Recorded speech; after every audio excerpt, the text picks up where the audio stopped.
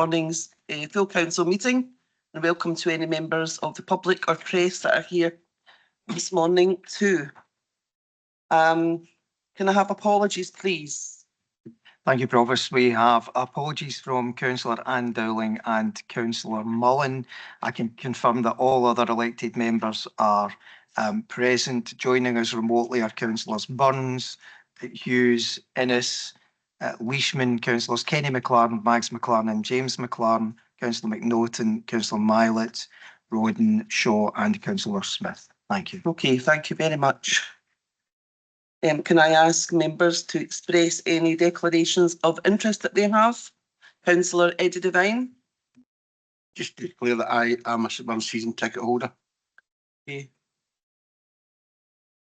I'm not the only one. Right, that might be a connect. Can we just check whether that's a connection rather than an interest? Well, declaration or whatever it is. Sorry, Councillor Devine, if you're declaring an interest, if you're declaring that you've an interest in that matter, you would have to leave when it came to that issue. If you're declaring it's a connection, you can stay. Connection. Thank you, Councillor Devine. Okay, well, in that vein, can I also declare that I'm a member of SMISA? I've not got a season ticket. Well, get one. Okay, do we have any other declarations? Bruce? Yeah, similar to Councillor Devine, I'm a one-season ticket holder and a member of SMISA. It's a connection, so I'll stay for the week. Okay, Cheers. thank you, Councillor McFarlane. Councillor Alec Leishman. Morning, Provost. I'll make the Morning. same declaration. I'm a member of SMISA and I'm a season ticket holder. It's a connection. Thank you. I think there's a bit of pressure on me now, isn't there? Get a season book. Alec Leishman. Aye, one for the right, one for the rest of the state of Chat about St Mirren later then, to make it move on with the meeting. Any other declarations of interest? I have none intimated among the members that are joining online. No more. Okay, as I always tell you at these meetings, if you can remember anything during the meeting, just let me know as soon as you can and we'll have it noted. Before I move on, I have a couple of announcements. We're going to shortly have an update about the situation at ENVA. We have an emergency motion from Councillor Doig, seconded by Councillor Andy Steele, which I am going to accept. I accept your explanation as to why it is an emergency motion. So we'll be hearing that at the end of the meeting. I also want to take a moment just now before we move on any further to say a few words about the recent passing of Ken McGinley.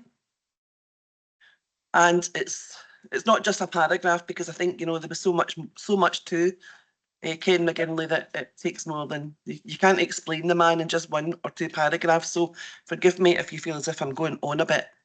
But Ken passed away on the 10th of June. I'm sure that most of you have already heard, or indeed those of you who know him will have found out. And it was his funeral yesterday, which I went along to represent the council. He passed away at the age of 85. He was a good old age, and what he managed to squeeze into that 85 years was quite incredible. He was he was a member of this council for 1 term, I believe, in the early 90s. I don't remember Ken being here, but I'm sure that there are some people in here who do remember his service to the council. But he lived a life marked by resilience, dedication, and obviously an unwavering commitment to justice. And he was a tireless advocate for nuclear test veterans' rights. And he dedicated much of his own life to raising awareness and seeking justice for those affected by radiation exposure. And his advocacy actually began after his own experience as a British serviceman who was exposed to nuclear testing in the 1950s. And Ken, who eventually had lung and kidney cancer, was present at 5 nuclear bomb tests during his military service in the late 1950s, and he was one of the 22,000 British and Commonwealth troops who participated in the nuclear weapons programme under Prime Minister Anthony Eden. Ken's iconic campaign for justice and accountability began in 1982 with the realisation that many of his local fellow veterans at the experimental nuclear tests suffered from the same or similar health conditions as he did. And that realisation ignited a 41-year accountability movement after he wrote a simple letter to the readers' page of the Daily Record in Glasgow, asking if any of its readers suffered similar health problems after such tests. So he was spurred on, I think, and fair to say, given the strength by the reaction to that letter. Ken set up the... Someone's put there. Okay. Sorry. Just check, all turn your microphones off.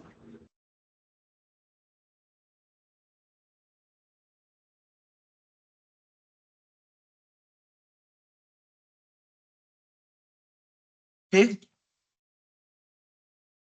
So he was spurred on and given strength by the reaction to that letter, and Ken set up the British Nuclear Test Veterans Association in 1983, the BNTVA, and he served as a chairman on that organisation for many, many years, providing a voice to the voiceless and tirelessly campaigning for recognition and compensation.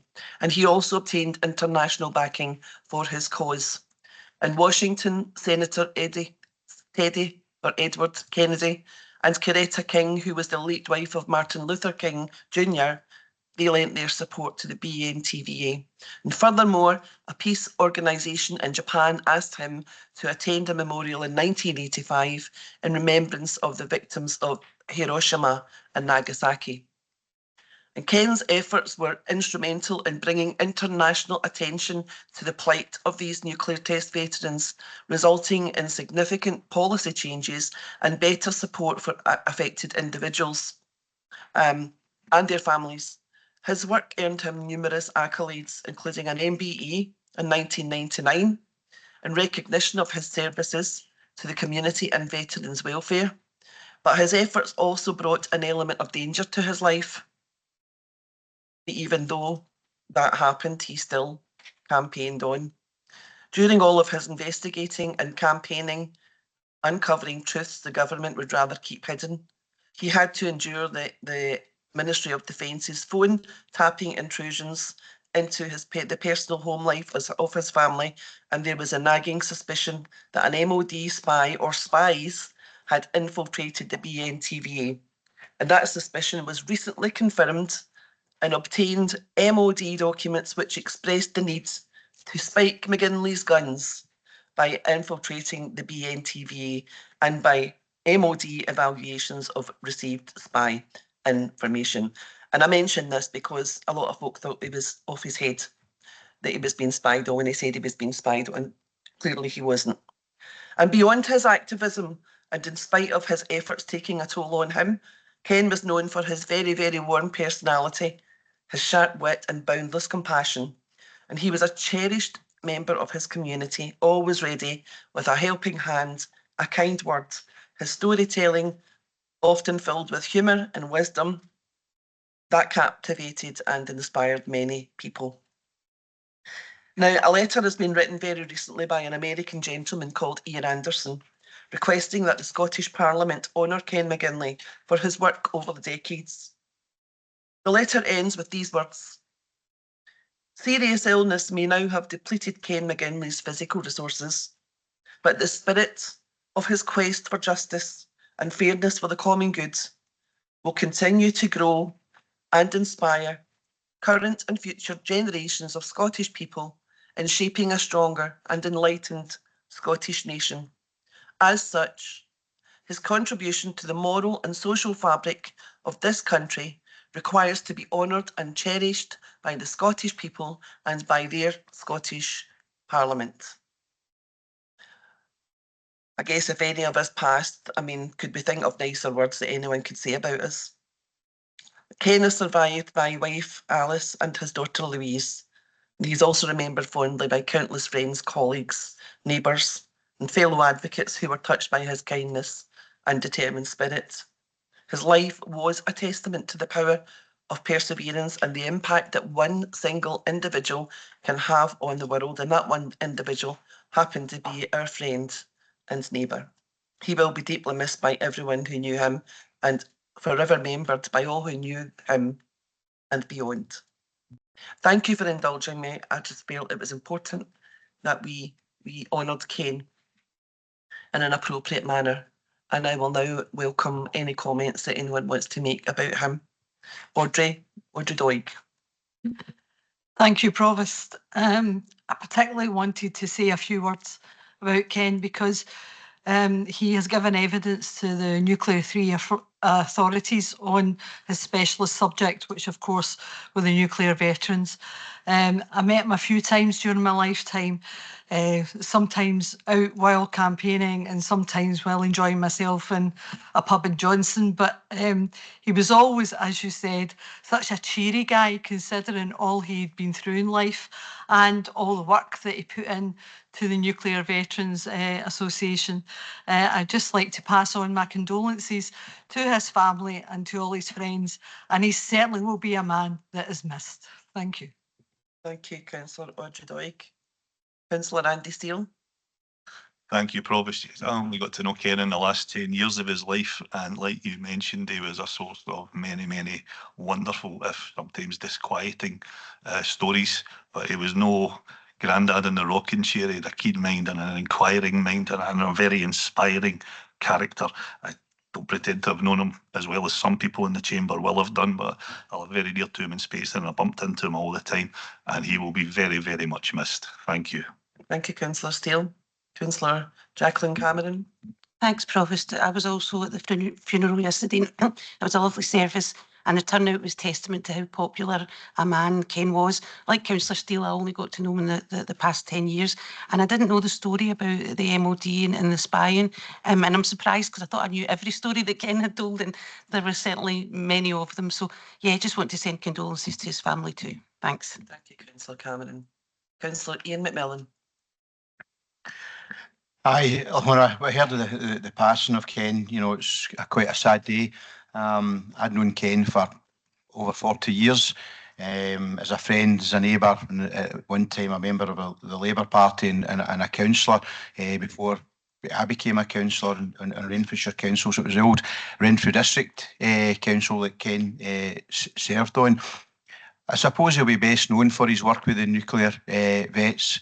The work that he done was outstanding. A lot of people would have walked away and said, "Oh, this is just taking over my life," and it did take over Ken's life. To be fair, he certainly kept me on my toes as a councillor. I used to get an awful lot of inquiries from him, phone calls, or you would meet him in the street going for his paper. And I know obviously he'd been ill for a wee while, and I was thinking about him a few weeks ago when I went to the door and put a leaflet through his door, and I kind of half expected him. I knew he wouldn't be, but I half expected him to pop up and start giving me a hard time about something. But he always done it in a good fashion. You know, was always very mannerly. But you mentioned yourself the sense of humour he had, and for all the things that he and his family had went through, his sense of humour always shined through, and I think that's how I'll remember Ken.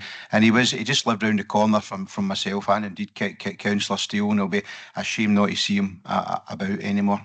So condolences to his wife Alice. Councillor McMillan. Councillor Mags McLaren.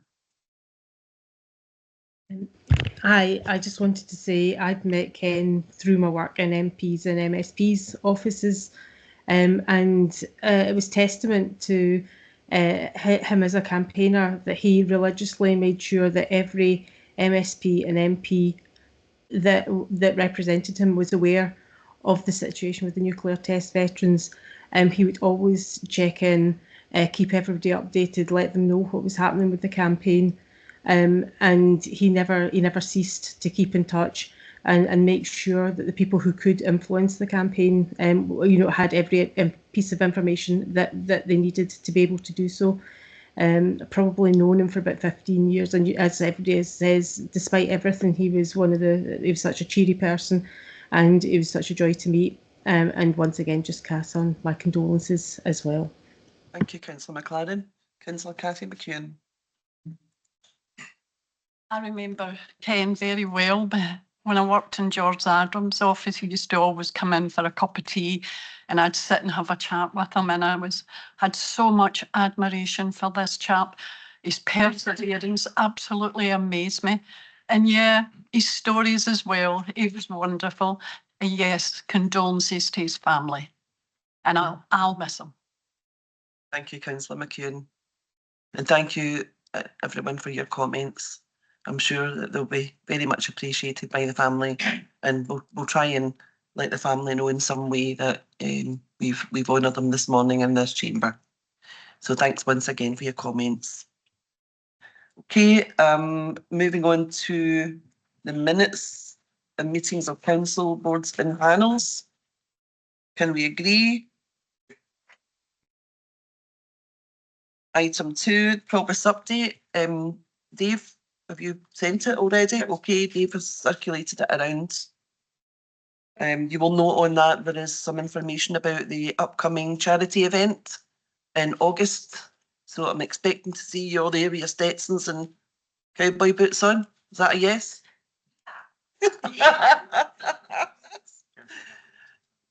Councillor Neil Graham.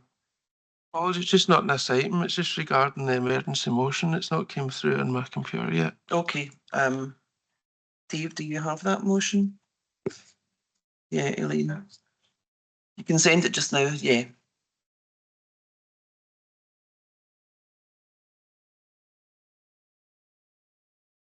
Okay, it's been sent to you. Okay. Okay, move on to item 3, which is the unaudited annual accounts 23 to 24. Alistair, you want to come in and address something? Yeah, thanks, Provost. Yeah, thanks. Obviously, this is the annual accounts for the financial year, which ended on the 31st of March 2024. We have provided a cover report that gives the outturn revenue and capital positions for services for the previous financial year, and hopefully that information is helpful to members in terms of being able to follow the story through the board reporting period over the course of the previous financial year. Just for the record, there are two kind of referencing errors within that cover report.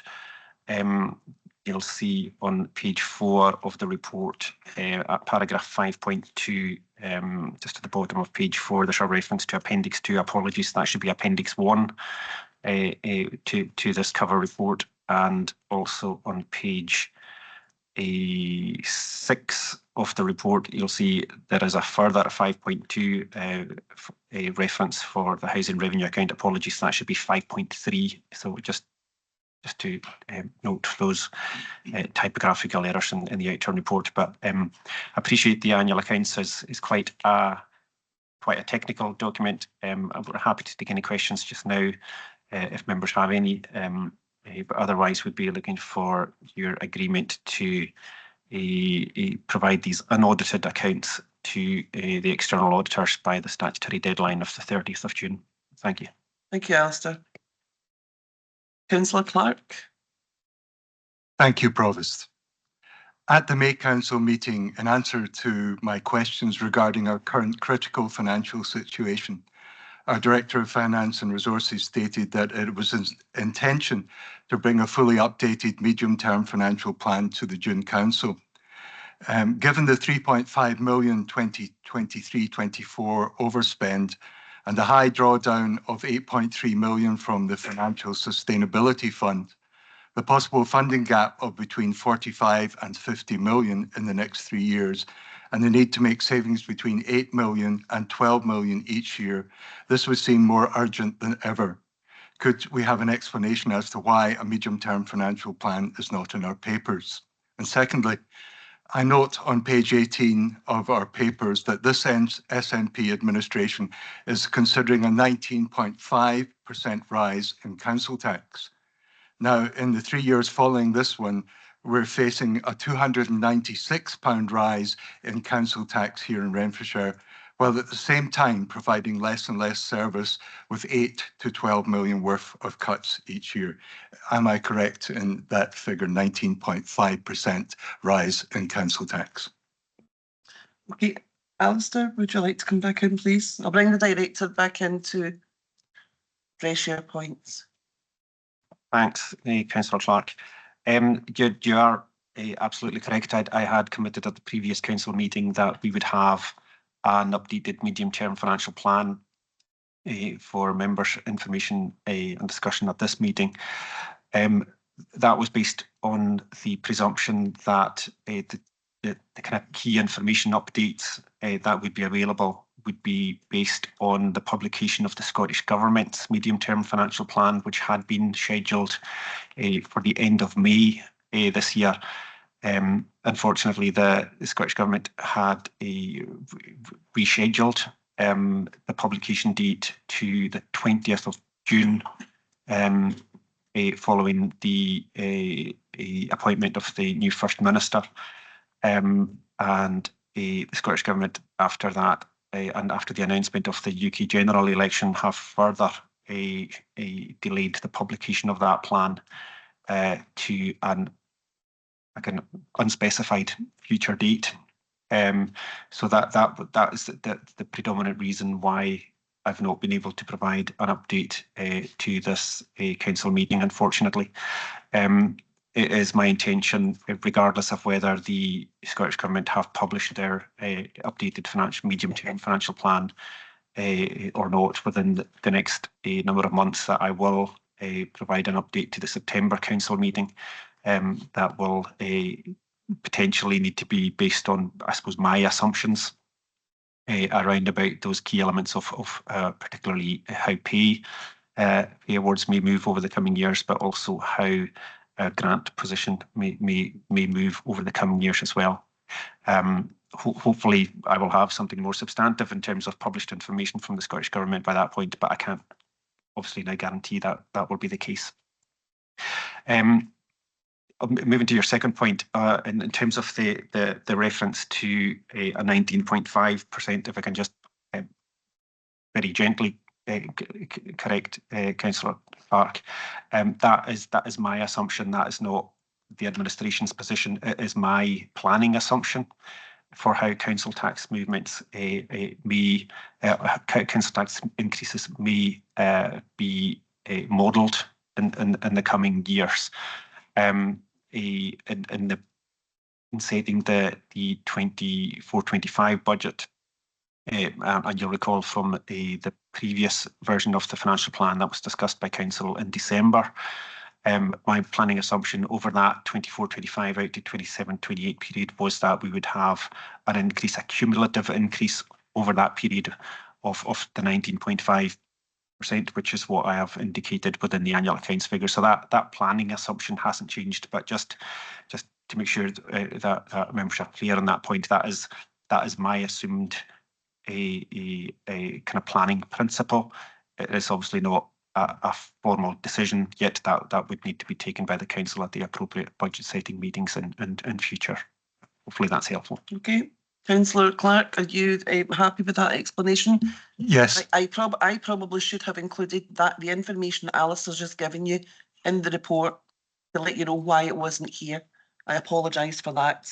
No. Are you clear a bit with the explanation given? Yeah, I've already had a pre-meeting, and so I'm aware of that. But I just wanted to make sure that council was also aware. Yes, thank you very much.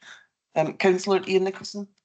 And I think the officer he sort of covered the ground I was going to pick up on. Councillor Clark quite emphatically came out and said it is the planned council tax increases for this SNP administration. So quite clearly he's trying to make a political statement that, even though it's totally incorrect. On page 18, there's a tiny little word in one of the paragraphs, and it was covered by the officer. If council tax was to be increased, like a small little word, means a lot. If Councillor Clark knows fine well the decision with regards to council tax increases or not lies with the budget meetings every single year. And if Councillor Clark is telling us today that his Labour group is not proposing to put up the council tax for the next 3 years, I think that people will be delighted to hear that. They have not indicated that so far with any of their actions at the budget meetings. So we don't come along to this meeting and try and scaremonger and try and scrape out some sort of bit of misinformation for political point scoring, when in fact you know fine well this report reflects the officers' financial perspective on our budget position. And there has always been up to elected members in this council to decide which way they want to go with the budgets. That's always been the case.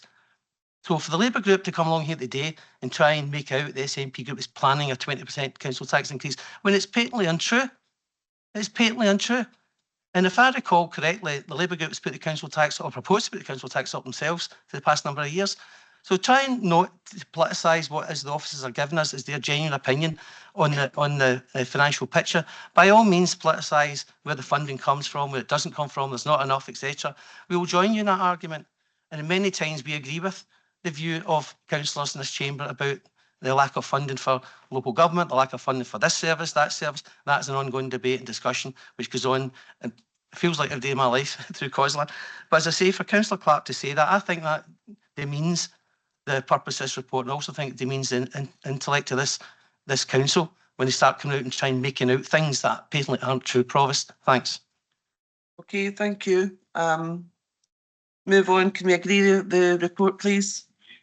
Move on to item 4, which is the Treasury Management Annual Reports for 23 to 24. Do we have any questions or comments? No? Can we agree the report then, please? Move on to item 5, the Audit, Risk and Scrutiny Board Annual Report 23 to 24. Any questions or comments?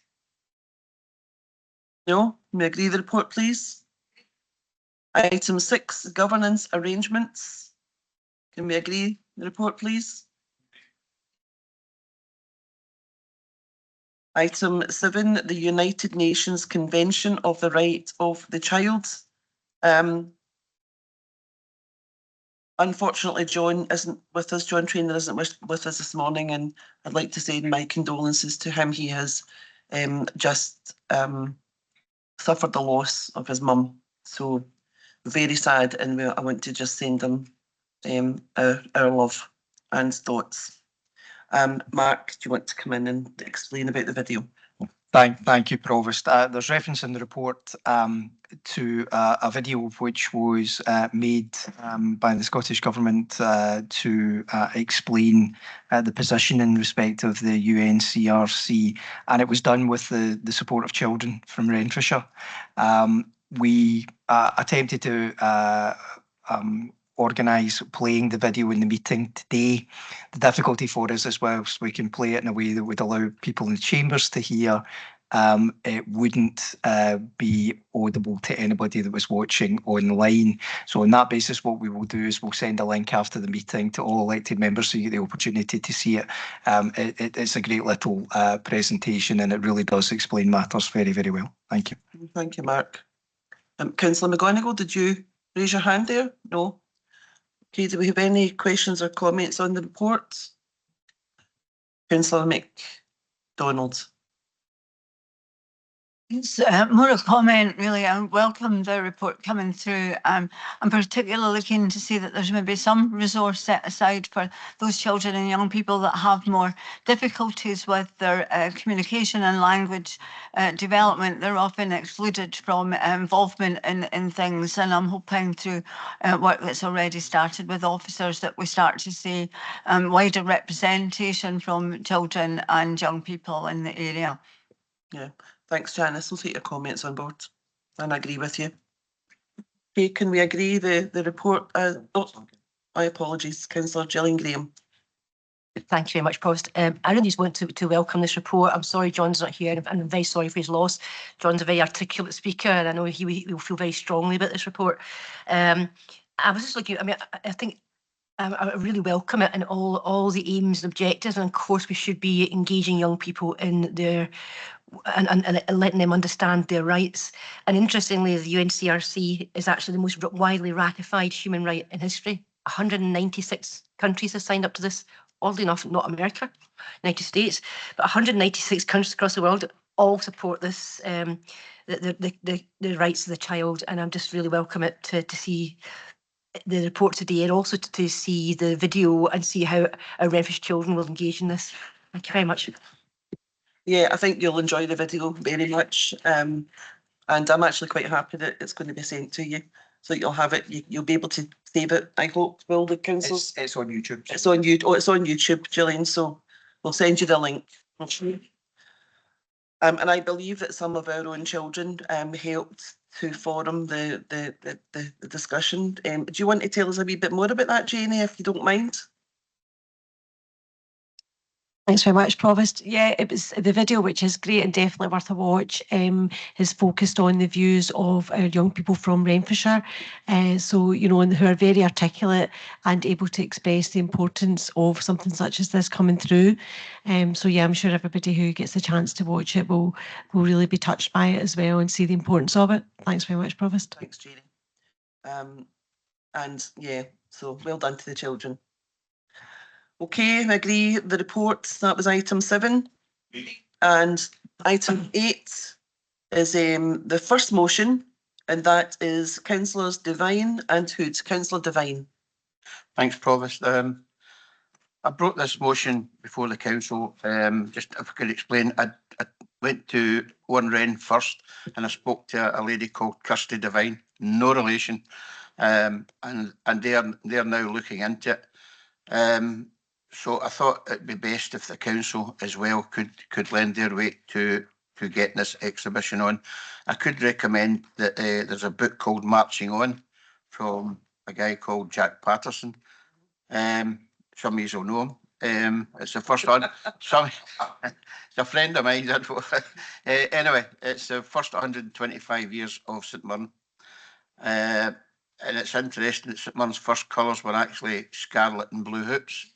And that there was an international played at what is now our civic amenity site at Underwood Road. That was Abercorns Park.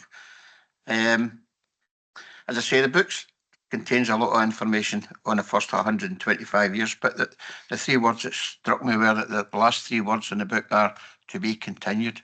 So I'd like the council to hopefully support this, and we can work with Renfrewshire and St Mirren, and obviously Smyser, because they are the owners of the club.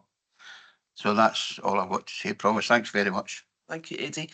Before I bring you in, John, it's just to let you know that there is an amendment from Councillor Bruce McFarlane, which I think has been sent round. It's an addition. Yeah. Sent already. I can confirm that for you, Councillor Devine. So the amendment seeks to insert co before the word produce, and then add Councillor further congratulates the Mirren's men's team on achieving European football for the first time since 1987 and wishes them all the best on a successful campaign for the upcoming 24-25 football season. Don't think Eddie's going to. I don't think. I didn't think he would argue with that. Okay, so can we, John, do you still want to come in then? Just formally second it. Okay. And your seconder, just for the record, Bruce? Councillor Hughes. Councillor Hughes. Councillor Hughes, do you wish to say anything? No, Provost, I'm happy with that. Okay, thank you. Okay, that motion, very quick. Councillor McMillan. I was a bit surprised when I seen this coming forward, you know, because as every Renfrewshire schoolboy and schoolgirl probably knows, St Mirren were formed in 1877, so it's not quite their 150th anniversary yet, but obviously these things have got to be planned, and it just can't happen overnight. So Councillor Devine has brought this forward in plenty of time. So certainly, and the Labour group supports us 100%, and obviously the addition. The addition as well. I don't think we can underestimate the role St Mirren Football Club has played in the Paisley and wider community over the years. The power of football is phenomenal, and I think St Mirren probably over the last 15-20 years have become more a community club, and they do all sorts of things within the Renfrewshire area, and that's to be welcomed. I think other clubs have kind of followed on where St Mirren have started in their contribution to the local community, and that is to their absolute credit. Now, as people all know, I am not a St Mirren supporter, and I wish them well in every game they play, apart from 4 games per season. But delighted that they're going to be in Europe. But I certainly remember going to see St Mirren in their previous European campaigns down at the old Love Street, and while it was exciting, it's not often a club like St Mirren gets into Europe. So when they do, people rally around, and there's people of the town who are not St Mirren supporters who will go along and cheer them on. I think most people in Renfrewshire, whether they support Rangers, Celtic or whoever, have always got a soft spot for St Mirren, whether they're a season ticket holder or not. They always like to see the buddies doing well. So delighted to support the motion and the change to it as well. Cheers. Thank you, Councillor McMillan. I think you're absolutely correct about the development of the club, and especially the development of the St Mirren women's team. And of course, we now have the St Mirren Charitable Foundation. So, you know, the club, the name St Mirren itself is going from strength to strength in relation to sports. Councillor Patterson. Thanks, Provost. I just wanted to pick up on something Councillor McMillan had mentioned there about the power of football. Now, also, those who know me know that I'm not a St Mirren fan, and I'm not going to talk about St Mirren specifically here, but more the power of football and what has probably not been a great week to be a football supporter in Scotland, because we performed so poorly in the Euros.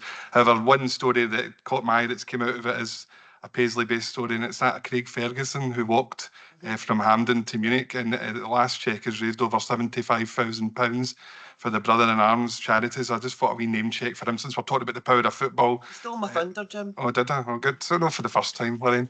But I think we need to mention him. I don't know his football allegiances other than he supports Scotland, and I was really delighted that when he managed to make the long walk there, that he was amply rewarded with pints of beer and tickets to the games. So very, very well done to him. Yeah. No, I was going to mention that when we finished talking about St Mirren, Craig he done us proud.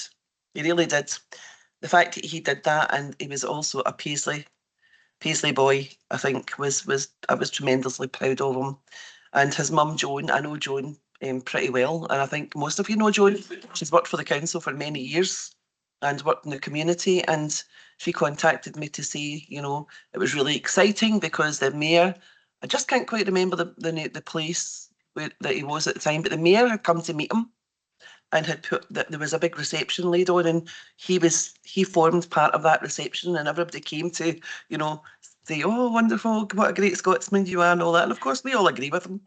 So yeah, he had a great time. He really did. And what that guy has done for football and for, you know, inter-country relationships, it's been wonderful. And of course, he raised a lot of money for his charity, which is, you know, mental health issues for men, which I think is incredibly important, because we all know that men find it much more difficult to deal with that issue than women do.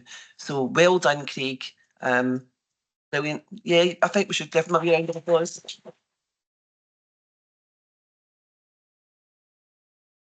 But thanks for all your comments. They're really, really welcomed.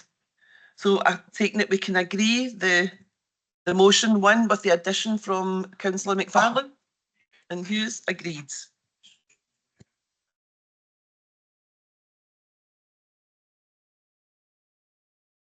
Save the bus fare. I think Craig will laugh at that.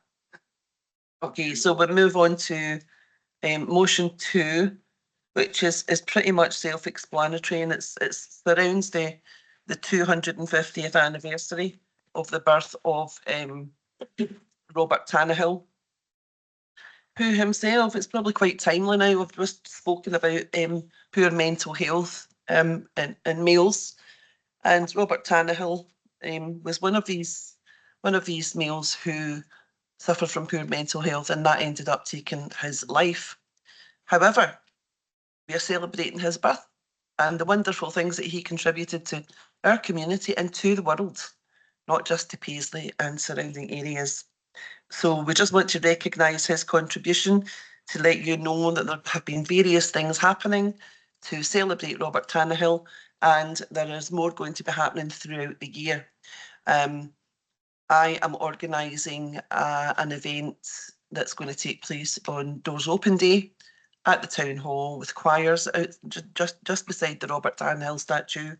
So I look forward to you coming along to that. I'm going to bring in Councillor Lisa Marie Hughes now. I believe she's got something more to say.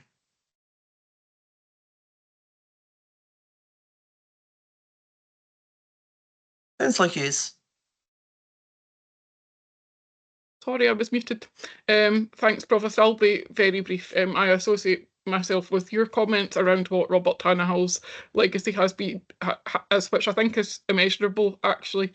I think if you think about him as a colleague of Burns who supported his writing, and also particularly on how he developed and supported the Scots language, I think that's incredibly important and something that we should be proud of.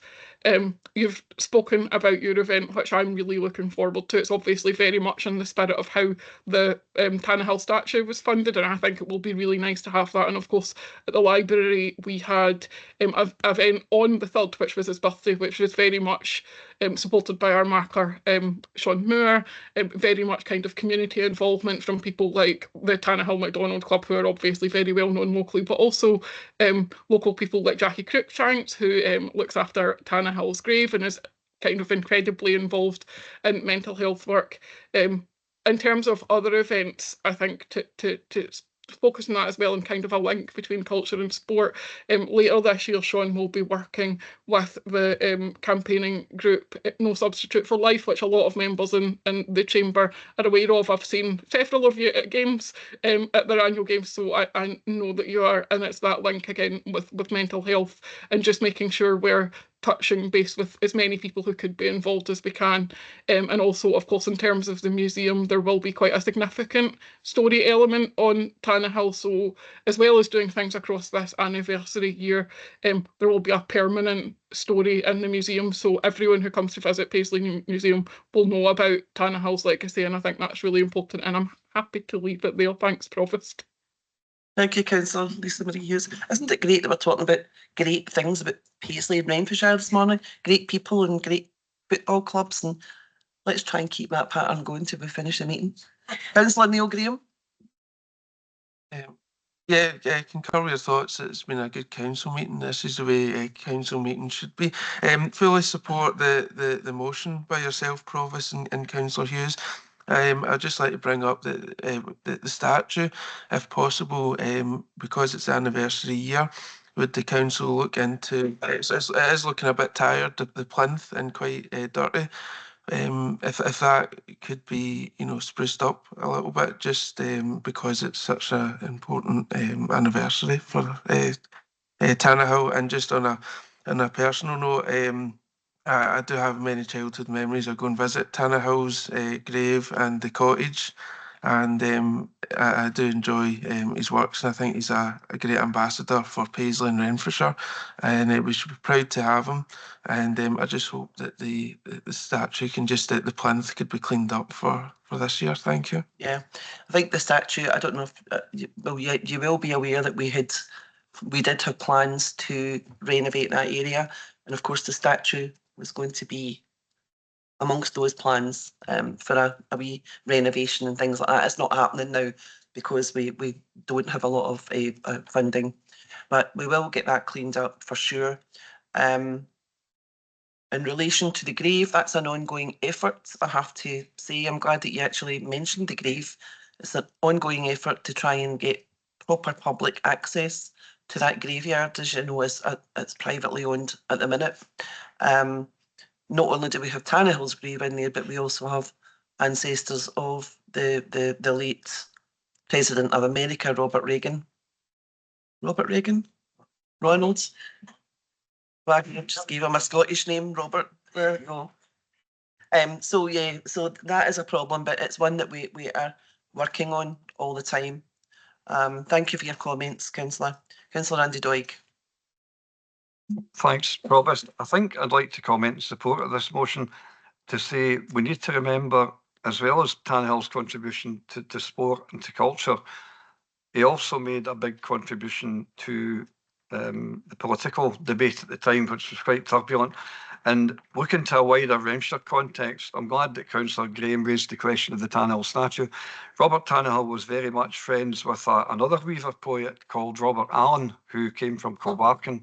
And there is a Robert Allen plaque at the bottom of Church Street, right at the heart of the conservation area, which is owned by the Kilbarchan General Society. And if we're going to look at renovating the statue, Tannahill statue, we perhaps look at renovating that plaque to Robert Allen. That would be useful as well, because both Robert Allen and Tannahill were very much sympathetic to the radical demands that were being proposed in the late 18th century, early 19th century. The Weavers as a community throughout Renfrewshire were extremely badly hit by two factors. The rise of mechanisation meant that between 1800 and 1820, weavers' wages across Renfrewshire fell by 2/3.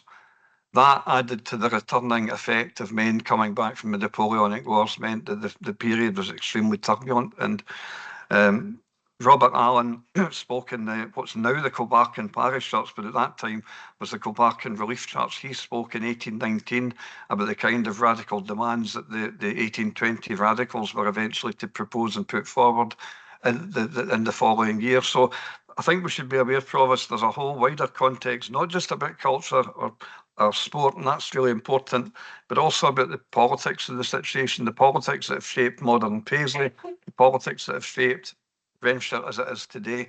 And we should never underestimate and forget the contributions of men like Robert Tannahill and Robert Allen to creating the kind of fair society that we have today, where everybody has got the popular vote, and it's because of their efforts that we're in that position today. Thanks. Yeah, thank you for your contribution, Councillor Doig. Just to let you know that as Councillor Lisa Marie Hughes has already mentioned, we have been in regular talks with the Tannahill MacDonald Club, namely Andy and Fraser Glover. Some of you might remember Fraser Glover from working here in the council. While he's still active, he's still trying to do good things for the town. But I'm trying to find funding for them, Andy, for a QR code for the Tannahill cottage and the statue. So I will mention to them that there is another one that we can look at, and hopefully we can add that to what the funding they're already looking for. Would be grand. Thank you, Pro. Okay. So can we agree the motion then? Thank you very much. Motion 3, Councillor Andy Doig and John Hood. Councillor Andy Doig. Thanks, Provost. We had a very excellent report this morning under item 5, and it's very detailed. We didn't go into it in detail, but a lot of the work that's been carried out this year by the Audit, Risk and Scrutiny Board has been a self-evaluation of our role, because we're very mindful. I think we've got an excellent Audit, Risk and Scrutiny Board at the moment. The individual members on the board are very committed. We've had 2 development days, and part of the development days have meant we've looked at really how the council works, how we work in relation to the council. We've evaluated our own role. So taking that out into the wider community in a much wider context, I think it's valid to look at the fact that we don't seem to have a code of conduct or a complaints procedure for community councils. Now, community councils, I've seen in my 12 years as a councillor, there's many councillors here, like Councillor Hood has been here a lot longer. Community councils do some excellent work in communities. The ones I deal with in the villages have tended to, in planning issues in particular, they've done some excellent work over the years as volunteers. So they work really well to channel and articulate the feelings of a given community. So I think that's important. But I do think we need to look at perhaps we're a wee bit behind the curve in this, Provost. There's other local authorities like Edinburgh, Aberdeen, I believe North Ayrshire. Most authorities now do have a code of conduct and a complaints procedure for community councils, and I think it's only valid because they're dealing with public money now. CC, as part of participatory budgeting, you've got community council conveners can vote at the LEPs in order to award money. So I think it's only fair that they're now dealing with public funds. We need to just make sure that all the all the I's are T's, and the I's are crossed and the T's are crossed and whatever. You know what I'm trying to say there? So I think that's what I'm saying here. We need to make sure that everything's watertight, and I think it's just something that's never been considered before. I don't think it'll take anything away from the good work that the community councils do, but I think it'll just make life easier in certain circumstances. Thanks. Thanks, Councillor Doig. Do we have any amendments to the motion? Okay, we have an amendment, Councillor Doig, from Councillor Gillian Graham. Who's your seconder, Councillor Graham? Councillor McMillan. Okay. Can we read that? Can you read the amendment out, Provost? Send it round to you. No. Do you have it sent? It's been sent, Andy. It should be in your inbox.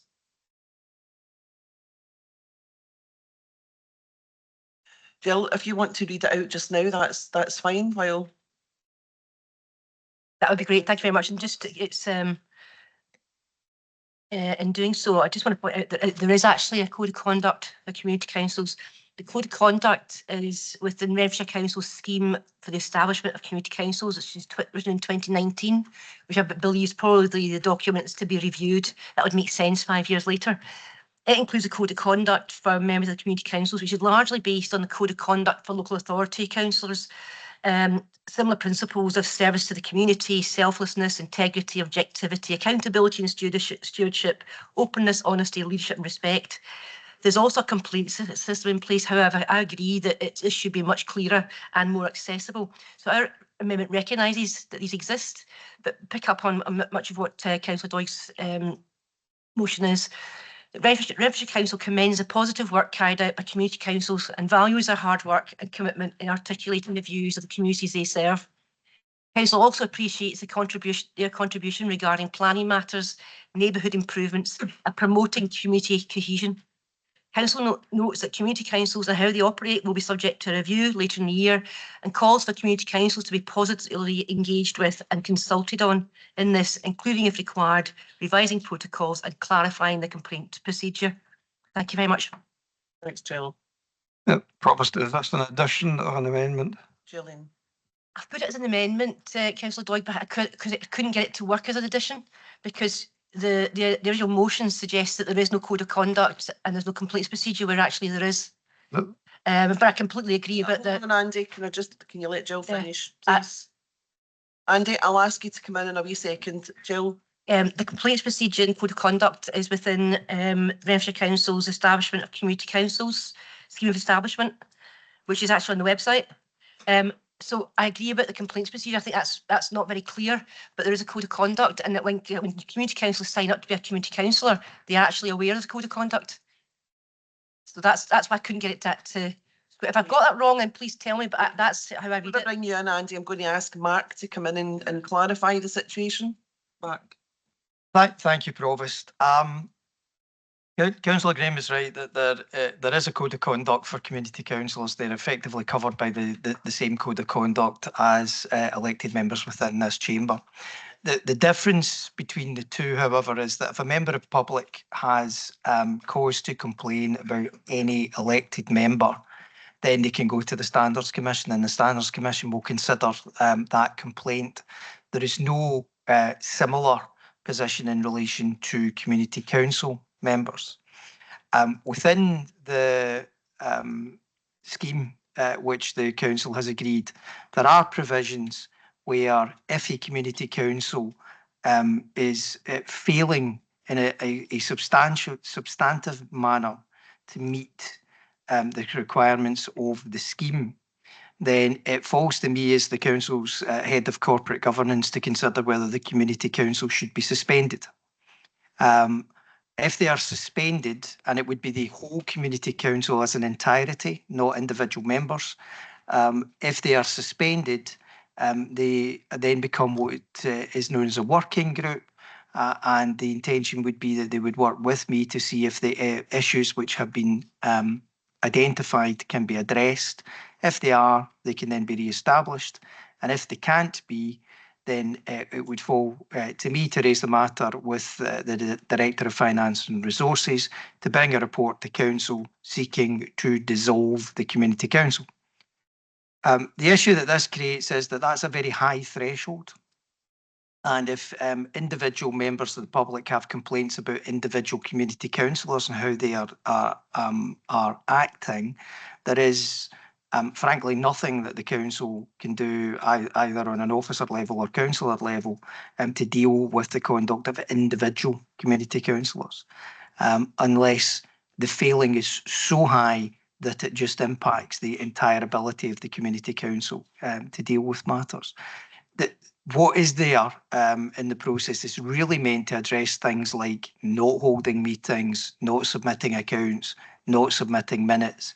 It's not really designed to deal with the question of the behaviour of individual community councillors. There was a proposal when the last review was done in 2018 and 19 to introduce a model complaints procedure at that time. My understanding is that in the initial consultation with community councils, there was not a great deal of engagement on the point, and therefore the proposal which was made was to include such a code. Following the consultation, when the report came back to be considered in 2019, that it had been taken through the forum, and the very strong view from the forum at that time was not to introduce a code of or a complaints procedure. And for that reason, members decided in 2019 not to incorporate matters. It would be fair to say that there have been a number of issues raised with me in respect of a number of different community councils, some of which I am currently dealing with, where I am giving consideration as to whether a particular community council requires to be suspended. And there are matters which have been raised with me in relation to the conduct of individual community councillors, and that is much harder for me to deal with. I will be writing to one in particular, making some observations to them in relation to the conduct of the code. But if that particular individual were to continue on with the behaviour previously exhibited, then I would not have any action that I would be in a position to take. I don't know if that helps members in relation to the questions of the motion or the amendment, but what I would say is that it is absolutely my intention that Dave Lowe and myself will bring a report back to the next council meeting in September, seeking to launch the next review, and we will be seeking permission from elected members to go out to public consultation on the content of an updated code. And I would say at this stage it is my intention to raise the question in that review of a complaints procedure going forward, standing the issues that we've been required to deal with over the last year or two. Thanks. Andy, Councillor Doig. Hey, I'll come in. Go on, it is on. Right, I'll come in and comment. I think this is a good point for clarification, because Provost, I was aware of the fact there had been a review in 2019. I remembered we'd had a review. I went back to look at it, and at that time, it seemed to be the case that the feeling of the council was that we didn't want a code of conduct. I accept the points that Councillor Graham's made, although I'm surprised, because to me it's never been that clear reading the Ethical Standards Commission, the Code of Conduct for Councillors, that it also covered community councils or community councillors. I don't think that's particularly clear. That's really not clear at all. But the whole nub of the thing is there's 2 points here. We're here to try and review our procedures. That's been that's now the general trend of direction that the Audit Board is taking, and I think it's a good thing that we as a council look at maybe updating things like Code of Conduct. I think we need to have one because we're dealing with public funds here.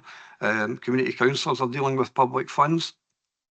But I do think it's something that we need. In relation to this issue, Councillor Graham, of consultation, I was aware anyway that there would be a consultation at the end. If my motion's passed and amended, there would still always be a consultation on what the review says. So in that sense, your amendment's completely unnecessary. And because it seeks to replace my motion, I won't be accepting it. Thanks. Okay, so that's been clarified. They won't be accepting the amendment, Gillian. We do have a couple of other councillors who want to come in. Councillor Eddie Devine.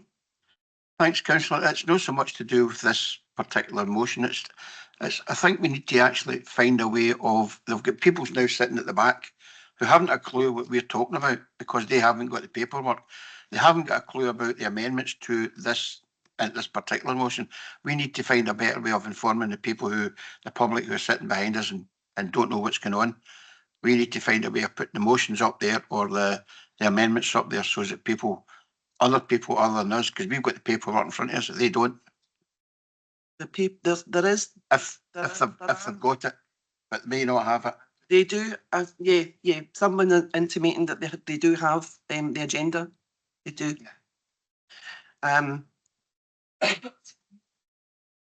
But yeah, I suppose it's something that we can look at. It's not beyond our ability to try and make things easier for people. And certainly, if we know that we have members of the public coming along, we can make sure that they have sight of the papers before they come in, because the papers are published the week before the meeting, certainly the Friday before the meeting. So it is available on the website. Councillor Jacqueline Cameron. Thanks, Provost. Just to support fully the motion, because I think the issue is about individual community councillors.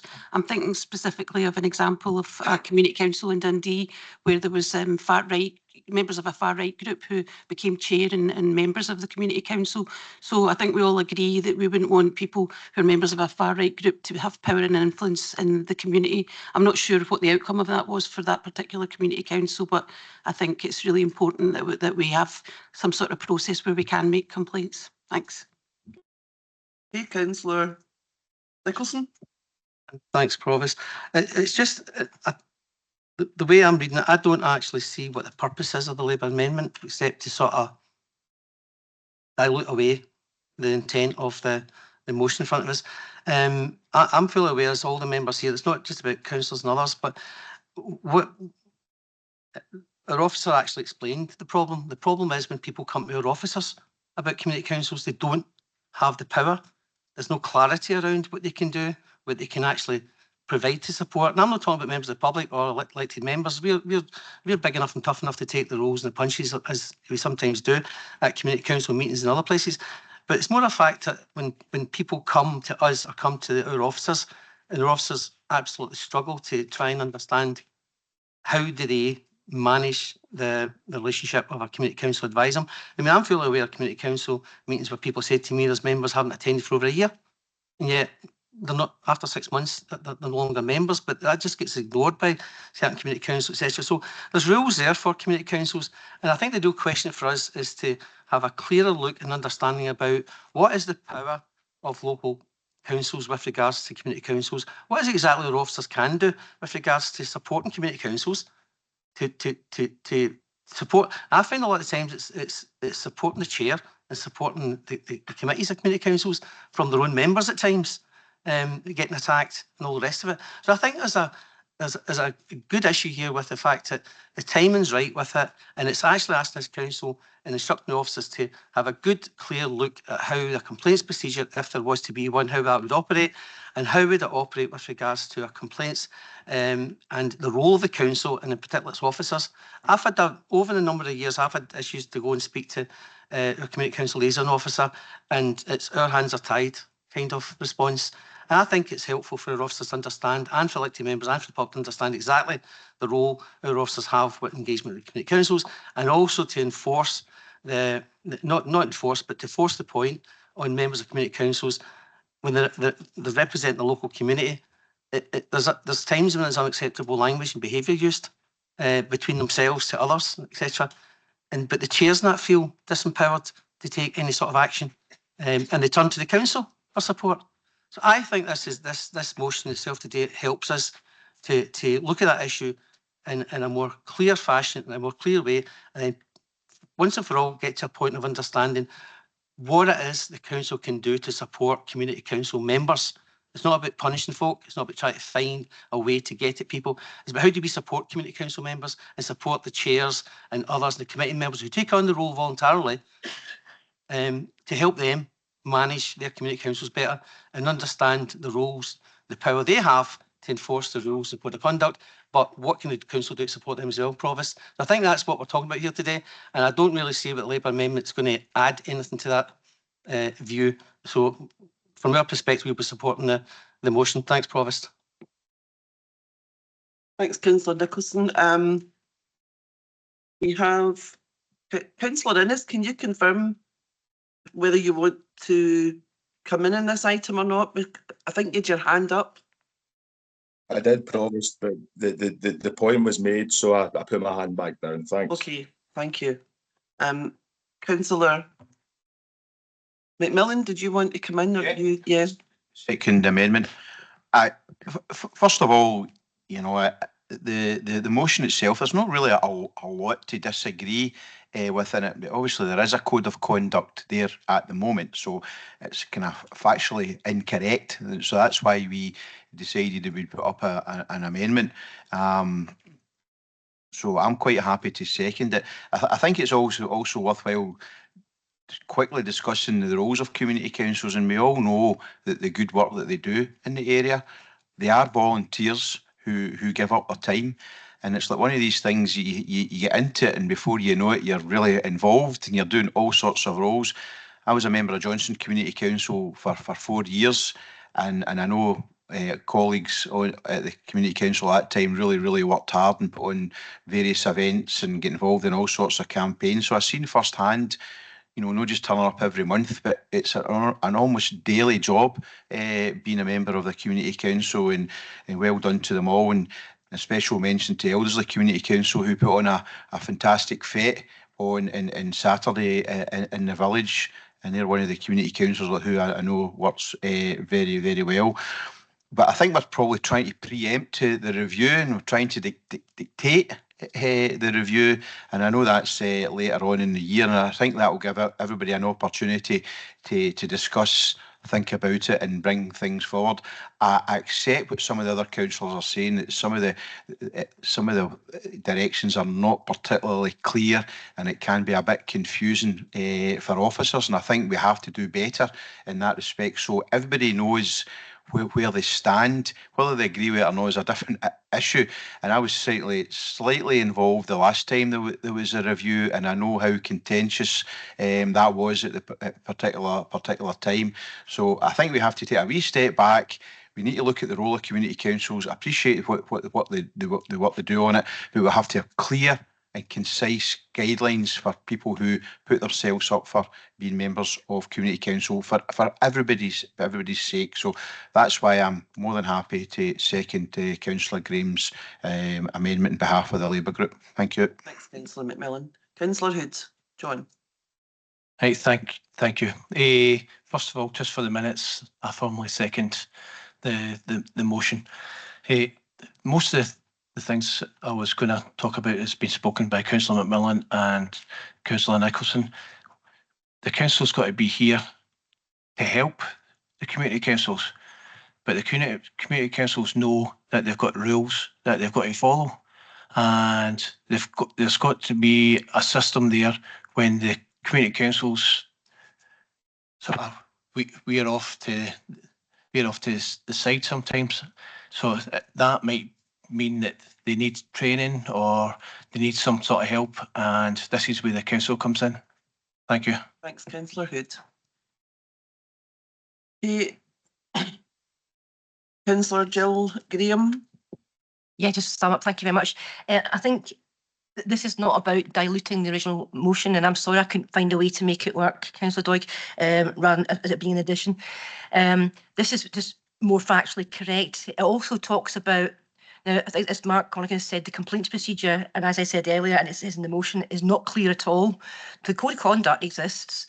The complaints procedure, as many of us know, is not really fit for purpose in many ways. But also, we have to make sure that the community councils are positively engaged with this review and consulted on. And I think that what I'm saying is very similar to what Councillor Doig and Councillor Hood are saying. It's just more factually correct. And so it's making clear what needs to be done, not diluting. And I think that's all I have to say. Thank you very much. Okay, I'm going to ask Councillor Andy Doig to sum up. Thanks, Convener. I think it's been a positive debate relaying the whole, because I think there's an awareness that whilst they do really good work on a whole range of areas, as various elected members have said, the problem, and well, the problem is as well, I'll say, as Mark Conahan outlined it exactly, various community councillors, to my knowledge, have came to him and complained about other members in the same community council for various reasons I don't want to go into.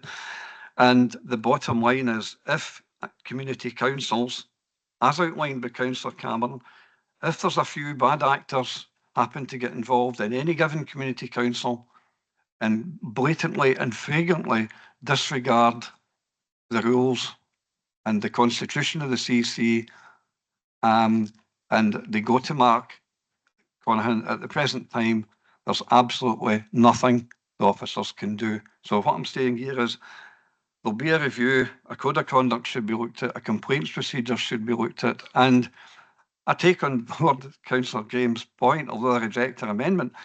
If in fact the Ethical Standards Commission does cover community councils, I think that has to be flagged up. Is that the case then that Mr Conan should be directing community councillors who've got an issue to the Standards Commission then? Because that's never been clear to me before. The Standards Commission always, to my mind, covered parliamentarians and elected representatives. It never covered community councillors. So I think possibly there's a bit of confusion about the Community Council Constitution and a code of conduct, because if we had a code of conduct, why did we have a discussion in 2019, Provost, about bringing one in? Which is why the motion's drafted in the way that it is. So, no, I'll stand by the motion. I think we need much clearer direction for the points that Councillor Hood has outlined, and we need to make it perfectly clear that community councils should be run above board and properly according to the rules. And if they're not, then there will be sanctions, because there will be a proper complaints procedure. Thanks. Thank you, Councillor Doig. Okay, we'll go to the vote. If I may, Provost, just before going to the vote, I'm going to thank all of the elected members that came in and spoke on this matter, and I've taken some notes as we've gone along as to the observations that have been made by members, and we'll try to reflect that when we're putting the paper up to the September meeting. So if we move to the roll call vote, we have a motion by Councillor Andy Doig, seconded by Councillor Hood, with an amendment by Councillor Gillian and Graham, seconded by Councillor McMillan. Could members confirm whether they're voting for Councillor Andy Doig's motion or Councillor Gillian Graham's amendment? Councillor Adam. Motion. Councillor Aileen Nicholson. Motion. Councillor Burns.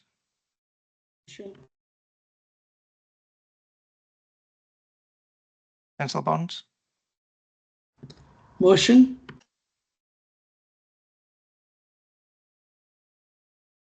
Councillor Jacqueline Cameron. Motion. Provost Cameron. Motion. Councillor Campbell. Motion. That was Stephen. Can I halt the process at the minute? Stephen, can you come back in again? Yeah, motion, Provost. Thank you, Councillor Burns. Councillor Campbell. Motion. It's not Ian. I recognise his voice. Councillor Clark. Amendment. Councillor Davidson. Amendment. Councillor Devine. Councillor Andy Doig. Motion. Councillor Roger Doig. Motion. Councillor Gilmore. Amendment. Councillor Grady. Amendment. Councillor Gillian Graham. Right, amendment.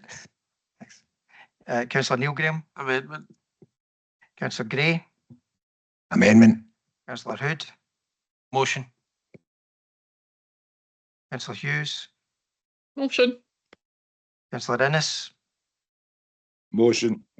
Councillor Leishman. Amendment. Councillor McFarlane. Motion. Councillor James McLaren. Amendment. Councillor Kenny McLaren. Motion. Councillor Mags McLaren. Motion. Councillor McCulloch. Amendment. Councillor MacDonald. Amendment. Councillor McEwen. Motion. Councillor McGonigal. Amendment. Councillor Maguire. Councillor McGurk. Motion. Councillor McMillan, Amendment. Councillor McNaughton, Motion. Councillor Montgomery,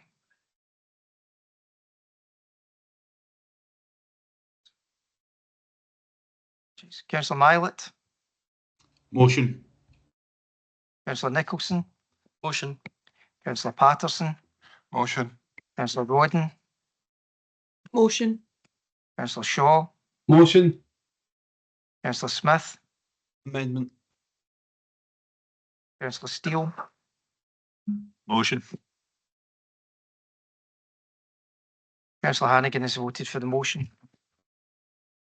I have 25 for the motion, 16 for the amendment. The motion is carried.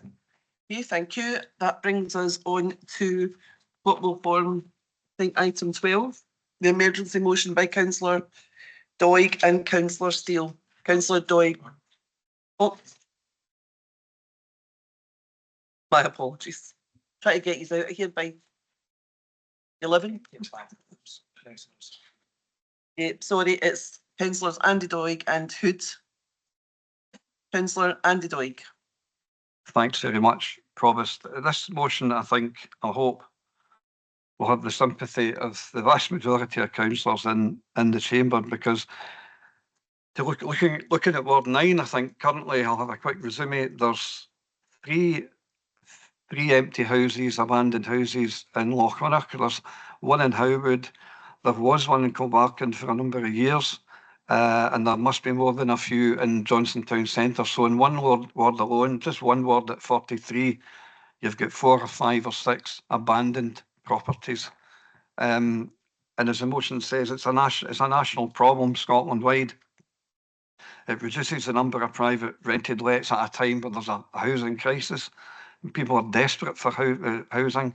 It damages the fabric of neighbouring properties, and it's a blight on the whole of communities. I mean, in the case of Lochlanach and Kilbarchan, these properties have been within a conservation area. So, but the council, there's very little the council can do. I've asked, and the officers have complied, that they be levied with the 200% council tax to try and compel the owners to act. But it's still an uphill struggle. There can be various reasons, Provost, I think, why these have been abandoned. I think in the usual cases, it could be death, it could be legal issues, it could be family dispute, which could arise about who is liable to get the property. But the practical effect of this on the ground is that properties can be left for not years, but decades. And I mean, I'm hoping other councillors will come in and contribute to this debate. And whilst I've asked officers to use the levers that we have, to increase the council tax 200%, they're still sitting there. The constituents neighbouring, adjoining these properties, their properties are being affected by damp, so their own properties are being badly damaged. There's nothing we can do. When they go to sell, they will be in a very difficult position indeed. So the motion here is not in any way to interfere with the free market or the right of people to sell their own properties. But what I think it is saying is, if we get to the point where there's been abandonment, not just for months, but for years or even decades, there must be a mechanism where the Scottish Government could step in, where the Minister for Housing can say, we have to have specific legislation about this issue to help councils resolve the problem. But I'll leave it at that. It's fairly self-evident. Thanks. Thanks, Councillor Doig. Do we have any amendments to? Oh yeah, that's fine. But no amendments. No? Okay, Councillor Steele.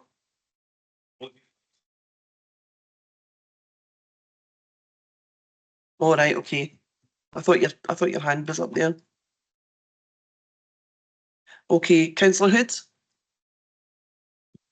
I'll just formally second it, but add a wee bit onto the side of it. This council in itself is struggling with the homeless people, and we don't have any homeless flats left, and they're now in hotels. The homeless shouldn't be in hotels, and there's plenty of properties out there that can help us. Okay, anybody, Councillor?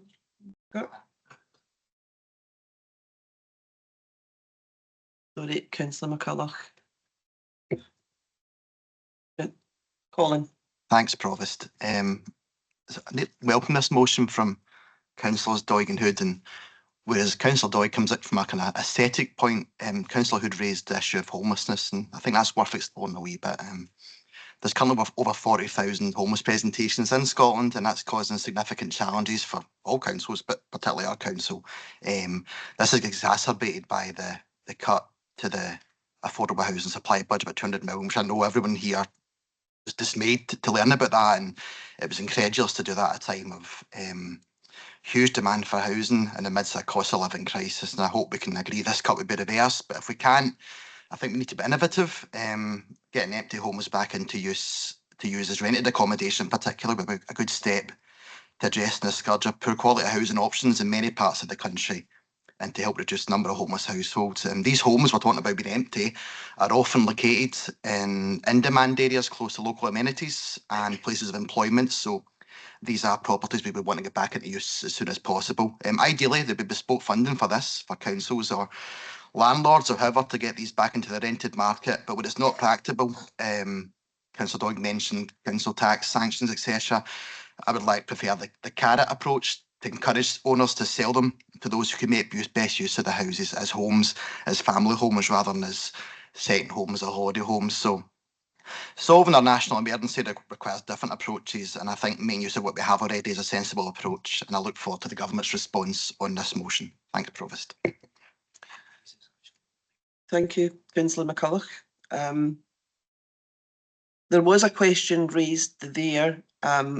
Well, there was more of a comment that came from Councillor John Hood, and it was in relation to the amount of the premises that we have, the houses that we have for homeless people. And sometimes, you know, members get a bit confused, not their fault, but between the homeless and rough sleepers, because we do have homeless people, but they are not rough sleepers.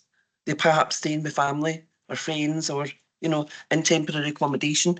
So I just want to ask Gordon, if could you, at some point in the next week or so, send some information around to councillors about the current status of our homeless units and the rough sleeper situation in Renfrewshire?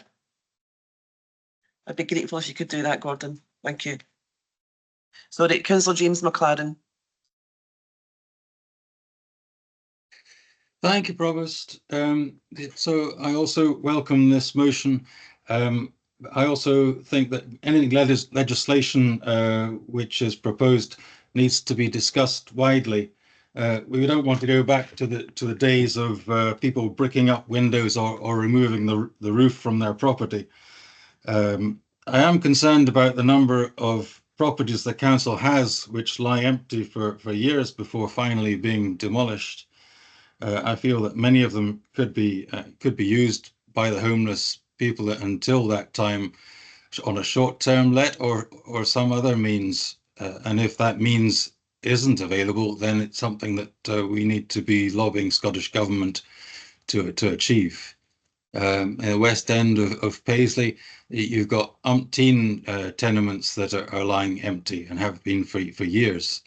Likewise, in Fergusley, properties have been empty for years before finally being demolished. Some of them now being set on fire because they've been empty for so long.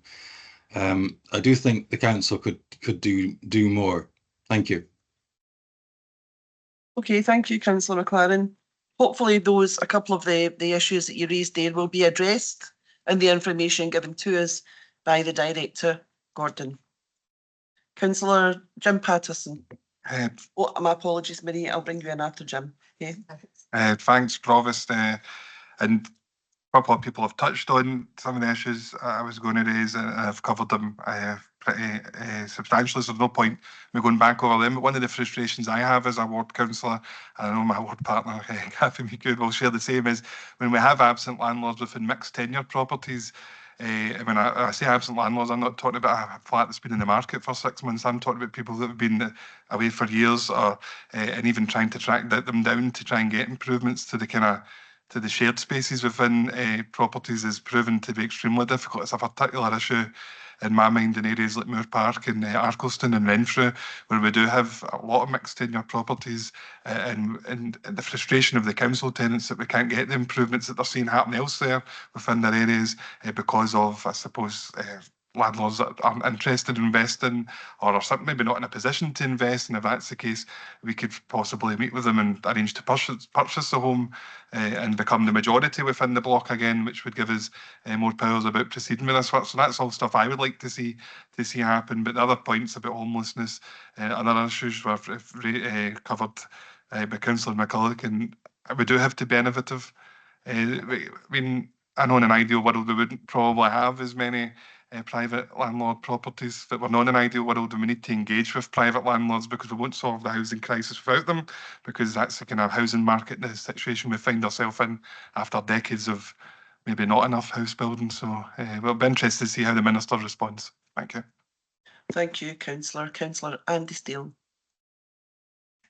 Many thanks. I'm sorry, Andy. Sorry to pick you up. I'm so sorry, Marie. Would you want to come in and then I'll bring Councillor Steele in? You sure? Sorry, Andy. I feel guilty now. Sorry, Marie. So do I very much. Warmly welcome the motion. Like Councillor Patterson, many points have been raised and well made, so I won't go over the same ground. I do think in particular example of Cedar Avenue in Ward 8, which Councillor Hood will be very well aware of, where 2 blocks of flats were left undemolished for a long time. But that was no fault of this council. It was predated my time, but it was no fault of this council. It was because the point Councillor Patterson makes about mixed tenure. There were privately owned flats within a council block, originally a council block, which was stuck in legal limbo. Anyone that's read their Dickens and is familiar with Jarndyce versus Jarndyce, that's what this one was like. And I want to take a chance to pay tribute to the housing staff who finally found their way through this, and only recently, in the last month, got these flats demolished. And they were a blight. For the aesthetic point that Councillor McCulloch referred to is correct. They were a blight and they're gone now, and I'm delighted about that. But that highlights a point which, unless I missed a period when Margaret Thatcher was a councillor in Renfrewshire, a lot of this goes back to right to buy. It really does. And it hamstrings getting these problems solved. That doesn't, we are where we are. Councillor Parsons exactly right. You've got to make the best of the position as you find it. And like Councillor McCulloch and like everyone else that's spoken, I'm supportive of the motion and I'm keen to see what the response from Edinburgh is. Thank you. Thanks, Councillor Steele. Councillor Marie McGurk. Sorry, Marie. You're fine. Thanks very much, Provost, and thanks, members, for your comments and contributions, because they're always welcome. It's important that I get as much information from members and the community to be able to address the issues that you've raised. We're very fortunate in Renfrewshire with both our homelessness and our strategy for housing, that we've got a really clear direction that we're going, and I think from the members who are on the Communities Housing Board, they see on a regular basis where we are with that. At the moment, we don't have a lot of people who are homeless people who are in short-term accommodation like bed and breakfast. Thankfully, we are very quickly managing to get those people into settled accommodation. So that's good news, but I can never say that things can't change in the heartbeat. As I've said before, we just don't know what will happen the next day, but we're very much on top of it. With regards to the motion that Councillor Andy Doig has raised, yeah, it's a good point, Andy. There is the government's already got a strategy up to their housing strategy for 2040, and they have got proposals in it which allow local authorities to bring back some of the empty homes. And we're actually doing that here. We've now got an empty homes officer, or we now call the person a more homes officer, who works really hard at the moment and has actually managed to bring back quite a few houses, but we've only got the one person doing it. So I would love to get additional money from the government to be able to bring more staff in to be able to do this work, which would make a big difference. And they're working with the private sector and engaging with them.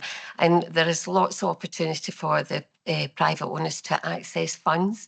They can get VAT reductions. The one thing that the government has changed is, though, they have increased the 100% council tax, so they actually pay double while the property's lying empty. So that we're hoping that that will encourage them to even speak to us and try and get these homes back into use for a family to live in. But as I say, what you said is fine, and I'll take it on board, and I'm glad that we will get a letter from the Minister, and hopefully it will say, here's some more money, or how you can access more money to provide more staff, permanent staff, that we can actually get, work harder to get the houses back into use. Okay. Thanks, Councillor McGurk. Councillor Eddie Devine. Thanks, Provost. I'd be surprised if there's any councillor either in this building or online hasn't heard heartbreaking stories about houses and overcrowding the houses and people can't get houses.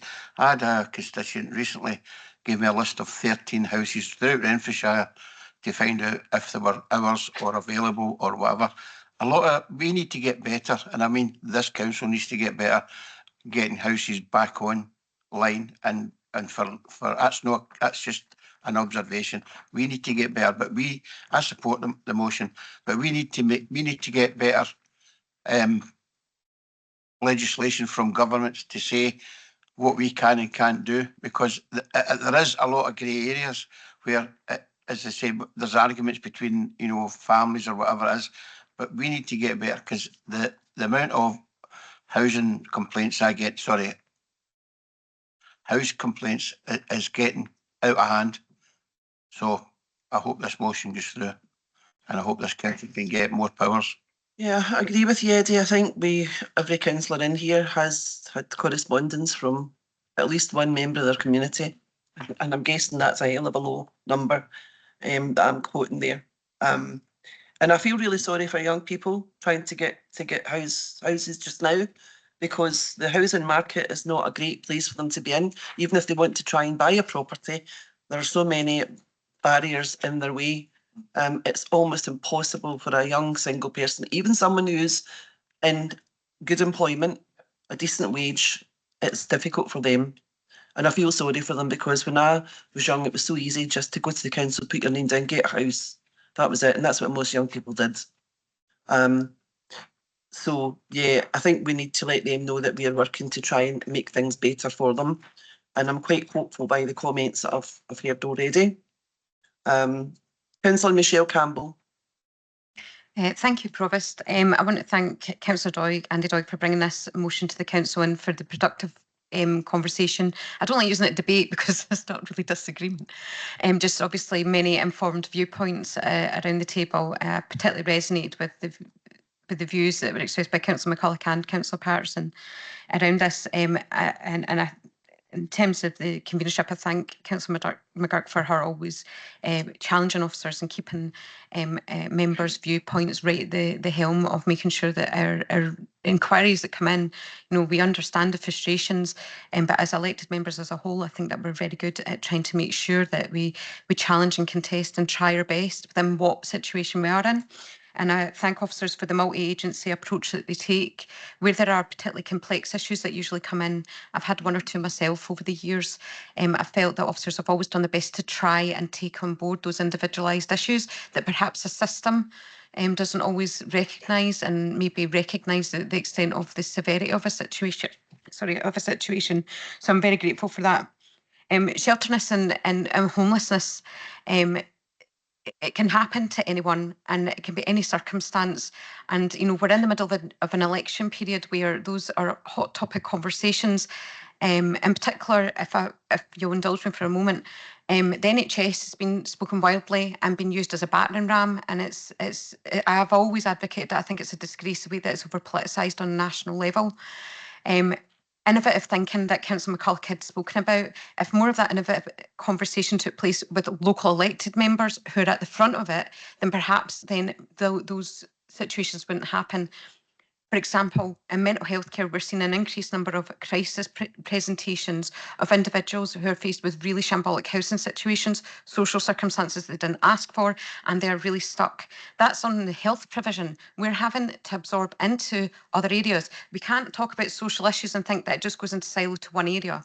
So if we deal and invest into our housing stock and national governments as a whole, take that on board properly, then it means that health spending would go down in those areas. We can't control in council the impacts of cost of living all the time. We can't continually keep mitigating the way that we're having to at the moment. And likewise, we don't have an impact on the inflationary costs that we're having to deal with and absorb as local authorities, as we've had in many reports in recent time.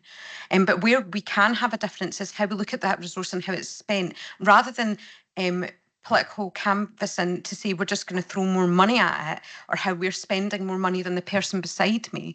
It's that, why are we not spending that money in a way that is actually more effective to dealing with the root cause of all these issues? So that, I know those are not questions for this chamber, but what it does say to me is that the most sensible minds around the table are actually sitting in local authority. It is a completely biased view. I accept that. However, perhaps if there was more grown-ups around the table and having those conversations instead of setting up red tape left, right and centre, then we would actually be able to give justice to the people that we're here to represent. Thank you. Thanks, Councillor. Councillor Chris Gilmer. Thanks, Provost. Really, it's just a request. Provost, I obviously agree with the motion. It's got great sentiment to try and improve people's lots and get people into proper accommodation. So really my request would just be that, I know that the officers often produce these figures and report them out to the Housing Board, but just for other members' interest, it'd be good to know the amount of empty properties we have within the council stock, within, if we can find the data, within a housing association stock, also within private landlords, these absentee landlords who often sit with empty properties with no intention of doing anything about them. I mean, obviously the Scottish Government's allowed to increase the council tax, double the council tax, but it'd be really good, the motion come forward, I think highlights the issues that we have, and there is a housing crisis, but it'd be good in Renfrewshire point of view to quantify that with some numbers. Thank you. Yeah, I think some information will be easier to get than others. I think it's going to be a difficult one, finding out the number of private owners. But I'm sure Gordon will try his best to get that for us.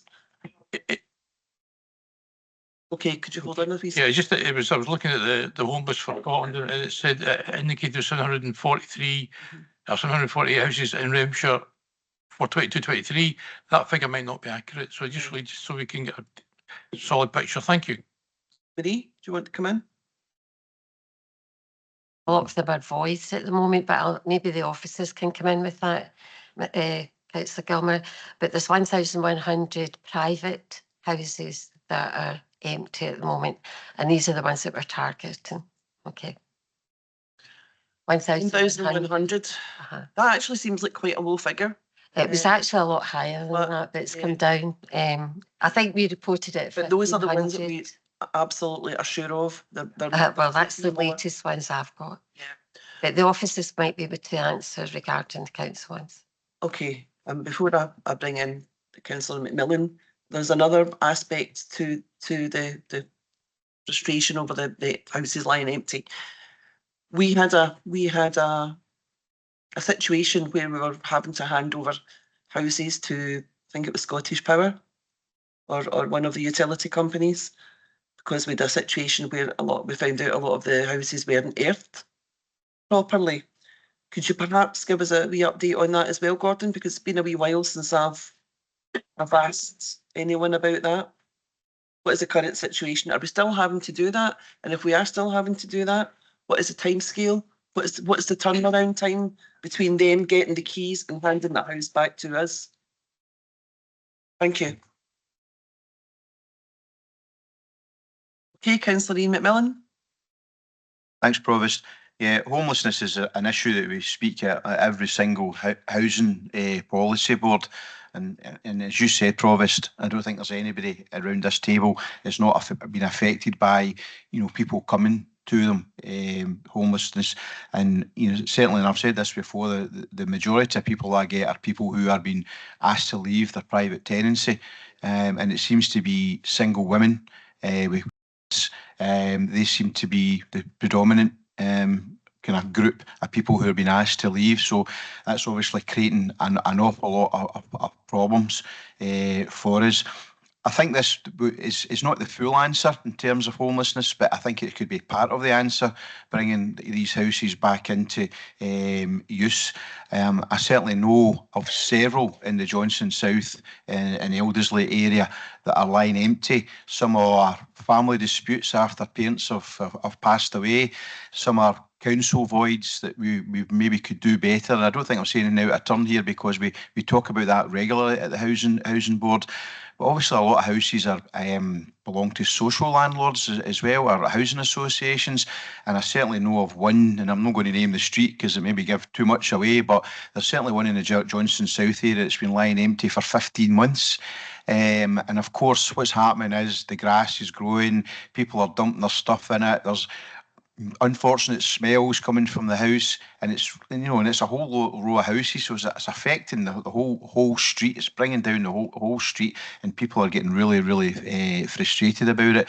And the answer is from the housing association is, oh, we'll get round to it when resources are available.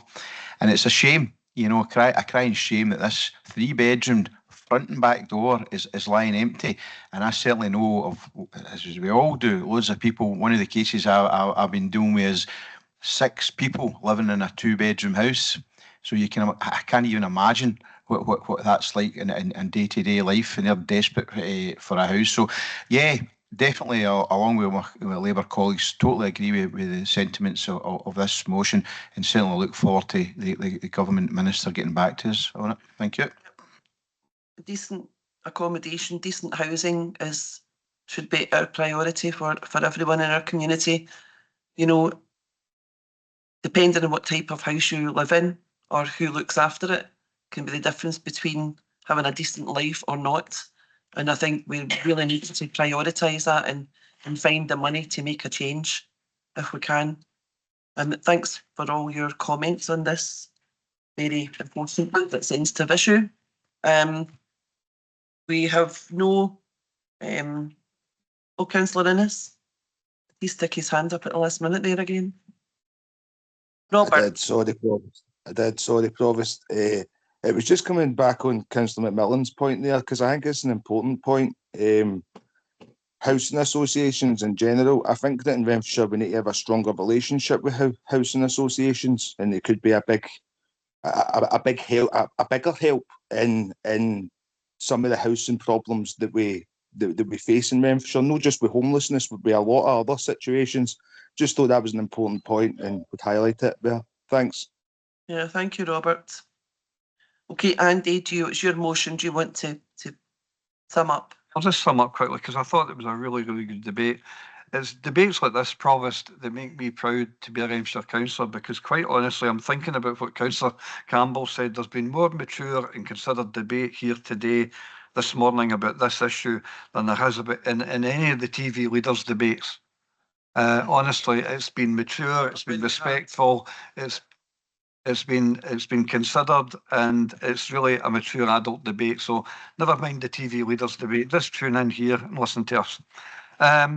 No, I do think a number of really good points have been made. Councillor McLaren made the point about the split between private owners and council properties. Councillor McGurk made a very excellent point about how, the council is using the tools that it does have, like levying 200% council tax increases. And I do agree, Councillor McGurk, I think the Housing Minister, if he could maybe give us a wee bit more money for empty housing officers, empty homes officers, I think that would be excellent. Councillor McCulloch, with his background and made it clear about the overall impact on homelessness and how it affects communities. Councillor Steele made the point about the challenge of mixed tenure flats. I mean, I've got a lady, an old lady, I think she's in her 80s, Johnson Town Centre. She's got water coming in as a private let above, and the tenant's nowhere to be seen, the owner's nowhere to be seen. The council, there's very little the council can do because we've got no locus. And this is a lady in her 80s who's struggling with this situation. It's absolutely shocking. Councillor Devine, Holyrood has to up its game. I completely agree with that.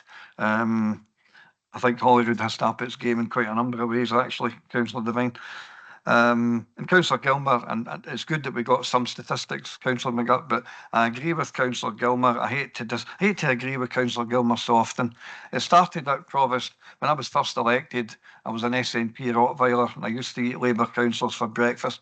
Now I just have cups of tea with them now, and it's all very cordial. But no, Councillor Gilmer made an exceptionally good point here about statistics. So it's been a really good debate, and let's see what the Scottish Housing Minister says. Thank you, Councillor Doig. So, can you ask for your agreement? Motion 4. Agreed. Brings us on to the final item, which is item 12. Going to be touch of deja vu here. The emergency motion by Councillors Doig and Councillor Steele. Councillor Doig. Thanks very much, Provost. Can I just give some background and context to why we couldn't submit this in time for the deadlines? This issue arose the weekend before the deadline for motions, which I think obviously it's usually a Wednesday. It came to my attention in social media on the Saturday and the Sunday. So I immediately got in touch with Councillor Steele because he's the council's rep in the SPT. We both got in touch with local MSPs. Within a few days, we were aware of the issues. I was speaking to constituents, getting background from them. We didn't get a reply of any kind from the SPT or the Zone Card Forum until the Friday. So that's just to explain to members why we couldn't submit it. We didn't have the full information before us. But it is a real emergency for the folk in Lochwinnoch. Now, this is an issue for other people, and on Twitter there was a number of comments made by people in East Renfrewshire, places like Gifftock and Clarkson, who are having similar issues, who commute into Glasgow city centre. But obviously that's an issue for our East Renfrewshire colleagues. What they've did is the Zone Card Forum, which is made up of private rail and bus operators, have revised the Zone Card zones, and they've put Lochwinnoch out of Zone 2 where the rest of Renfrewshire is, and put it into Zone 5 with the rest of Renfrewshire. So, Ayrshire, sorry, the rest of Ayrshire. So this is absolute lunacy. The practical effect of this has meant that residents in Lochwinnoch who work in Glasgow have been faced with up to 300% increase in cost. And some are at the point where there's one constituent pays currently, I think it was £37 for a zone card, and it's going to go up to £105. Now, at a time when we're all very aware of the cost of living crisis, how on earth are commuters and workers meant to afford that kind of increase? To make matters worse, there's been absolutely no consultation about this change whatsoever with the Zone Card Forum. The SPT themselves, and I'm thank Andy for his support here, the SPT themselves have said, oh well, we can't really influence them, they just advise us. So this is unacceptable as well. Now, the reason the Zone Card Forum have given for putting Lochwinnoch into Ayrshire, into Zone 5 and taking out a Zone 2, which is Renfrewshire, is, oh, we'll give people more opportunities to travel to Ayrshire. Well, quite apart from the fact there's no direct bus routes from Lochwinnoch to anywhere in Ayrshire, I suppose you could get the train to Saltcoats for the day, but that's not much use to people in Lochwinnoch who want to get the train to get their work to Johnson or to Paisley or to Glasgow. Now, the other excuse they've given as well, we've had no increase in the zone card costs for a number of years. Well, I'm really sorry, folks, but that comes down to the incompetence of the Zone Card Forum. They should have been making smaller incremental increases year on year at a time, at a pace where commuters could have afforded them, not waited 5 or 6 years and then put a whopping 300% increase. It's entirely unacceptable. It's not the way to behave with the public. And I really think the SPT should get a grip of this situation. And I've written to the Scottish Transport Minister about this scandal because, quite honestly, this rezoning, we're trying to, as a society and as a council, we're committed to climate challenge objectives. This issue alone, this rezoning, will force Lochwinnoch commuters into their cars faster than you can say Greta Thunberg. The whole thing's an absolute nonsense. So please support the motion. Thank you, Councillor Doig. Councillor Steele. So do we have any amendments before I go any further? None. Councillor Steele. Thank you, Provost. I'm happy to second. Councillor Doig has covered the ground better than I can. Just to advise members of the meeting of the SPT board tomorrow in Glasgow, which I'll be attending, I am not the only elected member who's got grave concerns about this rezoning, replanning, review, whatever it is. Greater flexibility is all very well and good. Technology is all very well and good. When it comes with the price tag attached that Councillor Doig has mentioned, then it's no use to anyone. Councillor Doig also mentioned the SPT. He's correct in as much as the zone card zones and pricing is not decided by SPT, unfortunately. It's decided by the zone card forum, the forum of private operators. So the SPT is in fact only the administrator of the system rather than the initiators. Thank you, Councillor Doig. Nevertheless, the matter will be raised, and the point of view that Councillor Doig and myself are put forward to the Council this morning will certainly be expressed tomorrow. Thank you. Thank you. And I know that Councillor Doig, you have quite rightly, because you serve the area, raised the problems that they'll face in Lochwinnoch, but there are other people affected too throughout the county. And my concern, my real concern, and I'm really not exaggerating, there are people who may have to give up their jobs because there are people who can't afford transport of their own. That's why they travel by public transport, because they're perhaps low paid. And if people are on a low pay already, they can barely afford that huge hike to over £100. And that is my real concern, that we are pushing people into unemployment. Please, I'm glad you brought this to us today, and I hope that you represent as well tomorrow, Andy, at that meeting. Okay, Councillor Chris Gilmer. Thank you, Convener. Just to agree, but there's quite a bit of agreement breaking out this meet between Councillor Doig and myself. It's quite clear that the operators have been very opportunistic in taking the chance of a zone reorganisation to really heavily impact commuters. And also it's pretty clear that private road and rail and bus operators are thinking, well, we're going to just squeeze the lemon here and just take as much as we can out of the good people of, in this case, Lochwinnoch, but there's other places in Scotland. And it's absolutely outrageous, Provost. The fact is, and Councillor Doig highlighted it, that we're going to see more people get into their cars and drive. We're going to see congestion at Johnson Railway Station, at Howard Railway Station. And of course, there will be an economic impact as well, because people might, as you quite rightly said, not be able to afford to go to work. So what I would say is that echo the previous speaker's thoughts and words, and hopefully with a bit of luck, we can accelerate bringing buses back under public control. And that way, when we do that, we'll have a bit of leverage in amongst the operators to say, no, look, this is how we want to set our fares, and that will give leverage. I'm afraid to say that the SPT have been hung out to dry a wee bit in this one, because we've got absolutely no input, and they're taking the flak, and the private operators are sitting back and taking the profit. So I think we need to put a stop to that. Thank you, Convener. We do realise they need to make a profit to run a business. However, when they turn up with a mask on, I think it's daylight robbery. So thank you very much. That's a good one, yeah. Thanks, Chris. Thank you, Chris. Councillor Jim Patterson.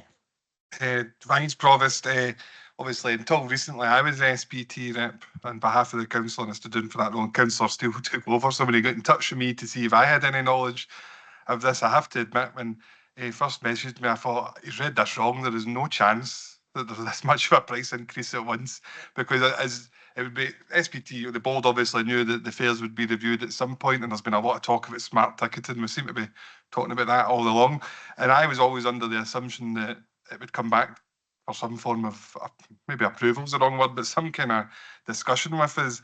So I went back and looked through the papers of the meetings I'd attended in case I'd missed it, in the case it wasn't. And then I also wrote to SPT, and I think I got the same reply as probably all other councillors.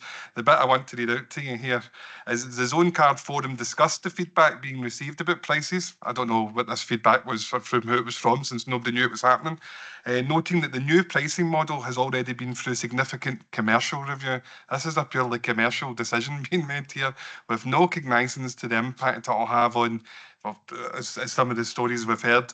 I don't use a Zone Card anymore. I used to when I had a job that required me to travel to different bits of Glasgow, and it was a very competitive priced way to travel at that point, but with these price increases, I've no longer seen that be the case. But there's also something else I want to point out, that one additional point noted, this is in the reply, that the current pricing is based on standard peak ScotRail prices rather than the interim off-peak fares. If the off-peak pricing was to be made permanent, the forum acknowledges this would trigger a further review of pricing. So, I mean, so we might be back here in a year talking about this again. So, and it's not, and listen, I might be a cynic of the reviewing the pricing. I don't imagine it'll be coming down in my, if you know what I mean. So I'm really disappointed in the way this has been handled. I appreciate that this is the format, but as far as I can tell, having spoken to Councillor Steele, the paper being presented to them tomorrow is merely, well, this is what we're doing.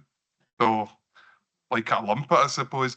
And it takes us back to the point about nationalisation.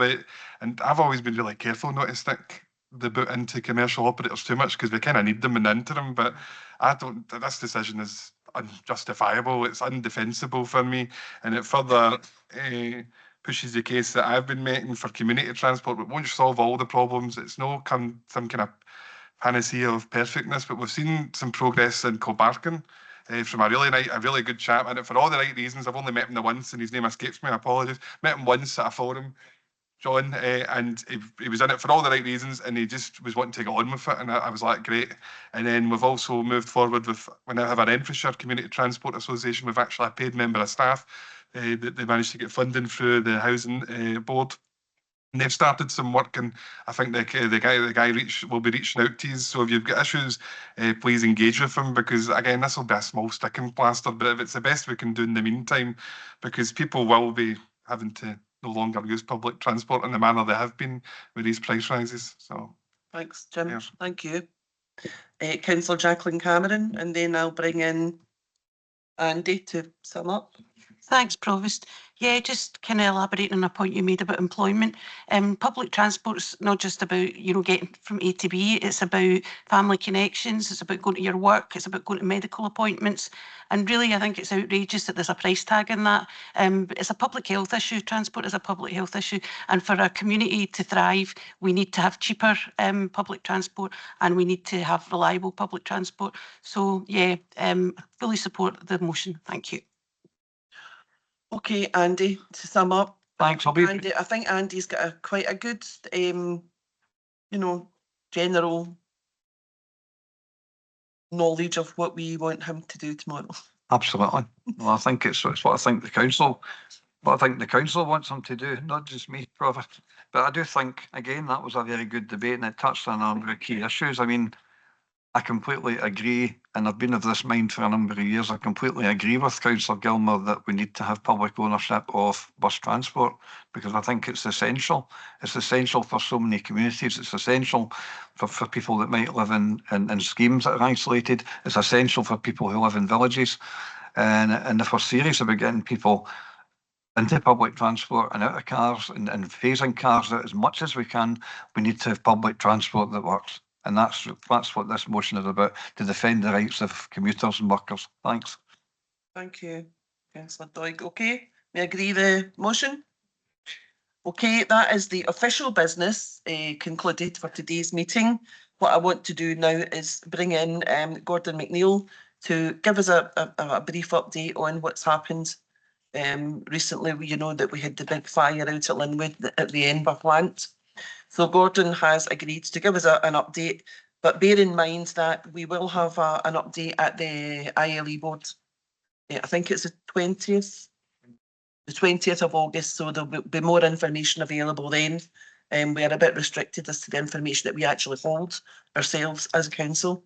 So Gordon, do you want to go ahead? Thanks, Provost. Good morning, Council. So on Sunday evening, a fire broke out at the Enville Waste Management Facility at Linwood Industrial Estate, Burnbrae Road, Linwood.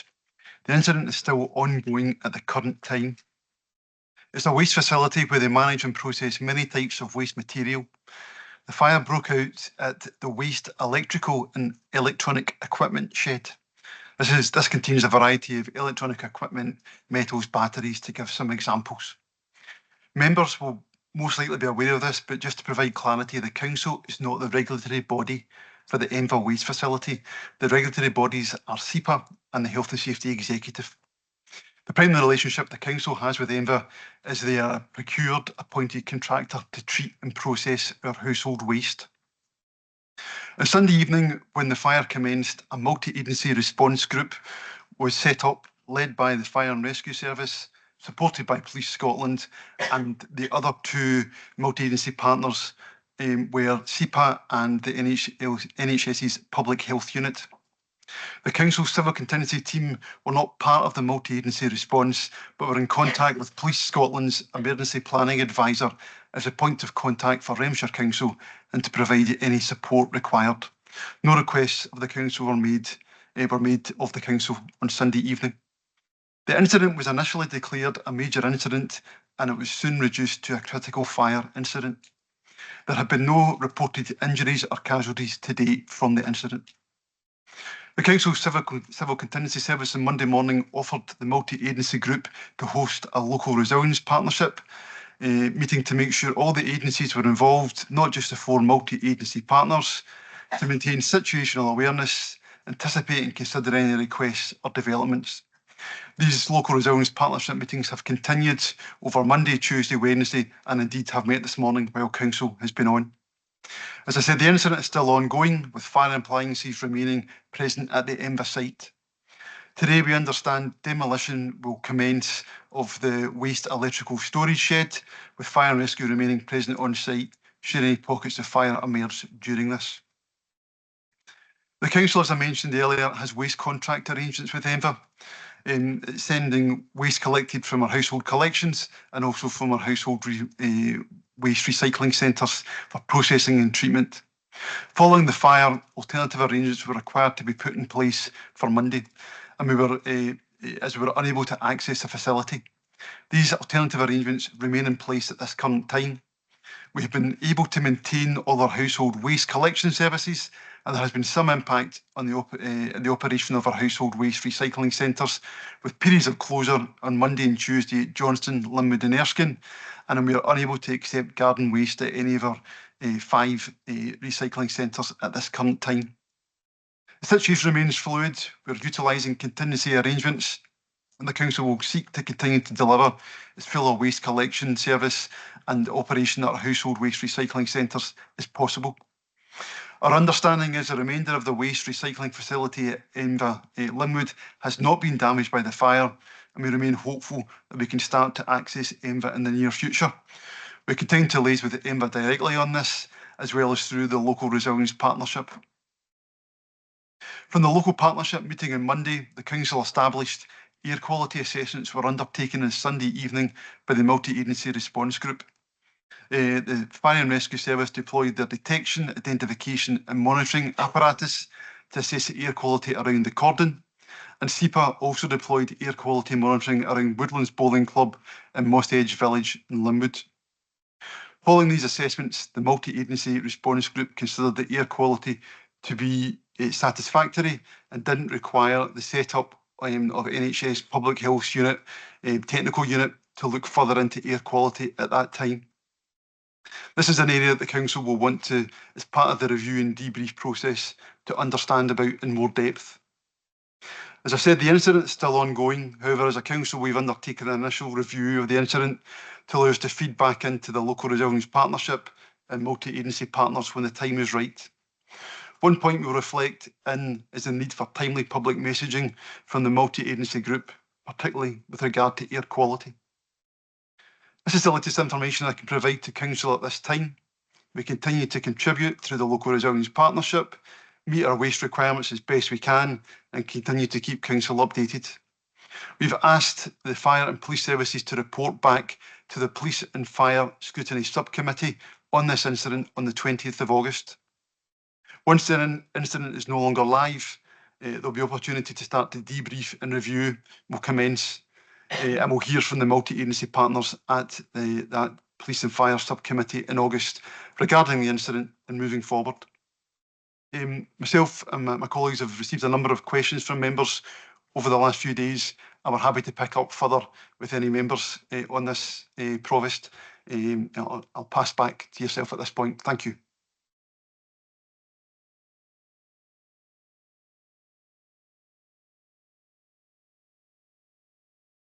I'm very grateful to you for giving me the opportunity to come in, Provost. Thank you. I'll be very, very brief. I recognise the point Gordon has made about the regulatory role of this site being SEPA and the HSE rather than Renfrewshire Council. But I would like a bit of reassurance that the council officers are in contact with these bodies to make sure, as you know, to make sure everything's as it should be, because when things go wrong, obviously questions are asked. You mentioned demolition of the site, Gordon. That being the case, can I raise the subject of planning for any subsequent rebuild and what conditions might be able to be put in place by this council on such a proposed site? And finally, just to point out that the recycling environment has shifted so much over the last 15 years. It's expanded, it's changed. An awful lot more products can be recycled in many, many different ways. And I think as a council, we probably all want to know that every safeguard is in place in order to, that when sites such as this, which are near residential areas and multiple wards, make sure that all safeguards are in place and every inspection is in place and all precautions are taken. Thank you.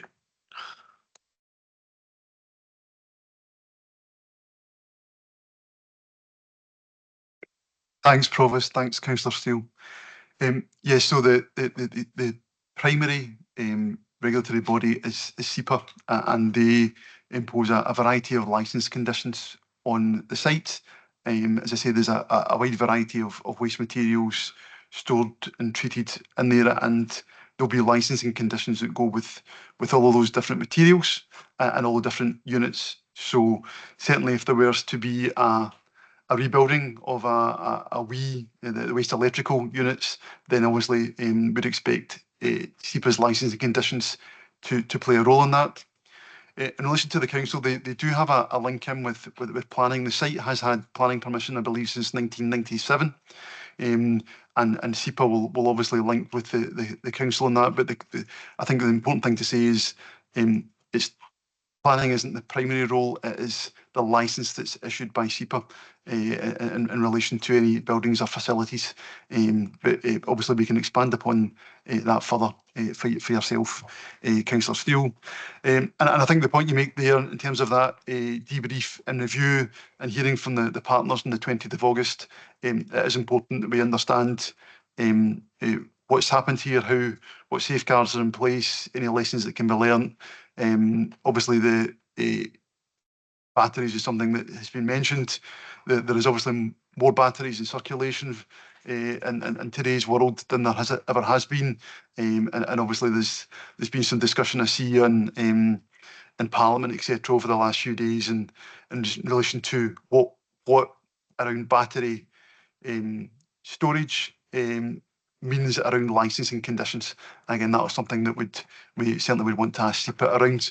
And also just to give that assurance, we've got good relationships with the partners. We're sitting around the table with them just now, and we very much want to be part of that debrief and review, and are more than happy to pick up even on an individual basis with SEPA and the other partners in relation to ensuring the council has answers to any queries or concerns that it has. Okay, thank you, Gordon. I'll try to move through everyone as quickly as I can. Next is Andy Doig, who's going. Oh, okay, Councillor Eddie Devine. Thanks, Provost. To ask Gordon if he knows what kind of fire control this crowd had in their factory. Whatever it was, if they have any, it's certainly not good enough. Because I could watch it from my house, and I'm sure the Provost could see it from our house, watching things flying through there and exploding in the air, and we're asking firefighters to go in there and try and, at public cost, know their cost. So I hope that when it comes to looking at this, they're told, and other companies are told, they need to up their game. This isn't good enough. It's not the first time we've had this type of thing happen in Renfrewshire with salvage people and others. And we as the public are left to pick up the cost. And again, I want to stress the lives of fire officers getting in there and having that must have been scary. Yeah, and I can add to that, Eddie, not obviously, he's all know my son's a paramedic, but he works with the Special Operations Response Team, and it's that team that responds to incidents like that. And I have to say, my first thought, that evening was, you know, is my son there, because it looked horrific and very, very, very dangerous. So yeah, we are concerned about the public too, and obviously concerned that the safety of the actual plant itself may not be what we think it was. I'm trying to say it as politely and non-aggressively as I can, but that's the word out in the street too. People are worried about the safety of this place. So I'll bring in Michelle Campbell and then Robert, and then I'll maybe ask you to come back in again, just if there's any points that you haven't covered already. If you have covered them, you don't need to do it again. Councillor Campbell. Thank you, Provost. Obviously, I resonate with the comments that I've made thus far. I just want to put on the record thanks to obviously the first responders, the fire brigade, etc., and all those involved in that effort, because it was obviously really quite daunting to see, and you know, driving past the next morning to see it under such control was actually quite surprising, to be honest. I want to thank the whole council, the staff, the department, to Gordon as the director, to the senior staff, to every single crew member for the work that they have done. They absolutely pulled together. I mean, the terrible thing is this isn't the first time, so they were almost in a position of readiness to be able to react to a level of contingency. And obviously that's an ongoing effort at this moment. So I want to just really say that the amount of work and effort that's had to be done by a lot of staff in order to not just sustain services, but in order to really help us have this information that we have today. I know that not all questions are answered. There's going to be many more to come. But I hope SEPA are also listening, is probably my main message today, because although officers might be a bit more diplomatic about the way they say it, I think sometimes the conversation can be shambolic. The communication that we get from SEPA can often be late. We can have a lot of questions and then it can be months before we get correspondence, or it's jumping in from between grey areas of legislation, law and regulation. And it's not necessarily the accountability of council and our regulation that stops us from getting those answers. So if SEPA are listening, I'm grateful that they have jumped to it to do the initial sort of emergency response. But as this conversation goes forwards, I hope that their eyes and ears will listen and see to what local authorities are saying, from councillors all the way up to our directors, and listening to crew as well, because frankly at the moment it's not acceptable enough, and things that can be prevented, in order for us to put those things in place, we need the support and they need to step up to plate and do what is their responsibility. Thank you. Thank you, Councillor Campbell. Councillor Andy Doig, you were absent when I called you. It was a legacy hand convener, Provost. Okay, Councillor Robert Innes. Thanks, Provost. I was just echo what Councillor Campbell just said there in terms of the multi-agency approach and everybody that's been involved to get to this point. It was pretty horrific on Sunday night. I thought it was fireworks going off for the football, you know, and it was there. I could see it in Bridge of Weir. So my point though, I feel that there was a good communication. We got that late on at night, councillors, that what had happened and information to feed to constituents and stuff like that.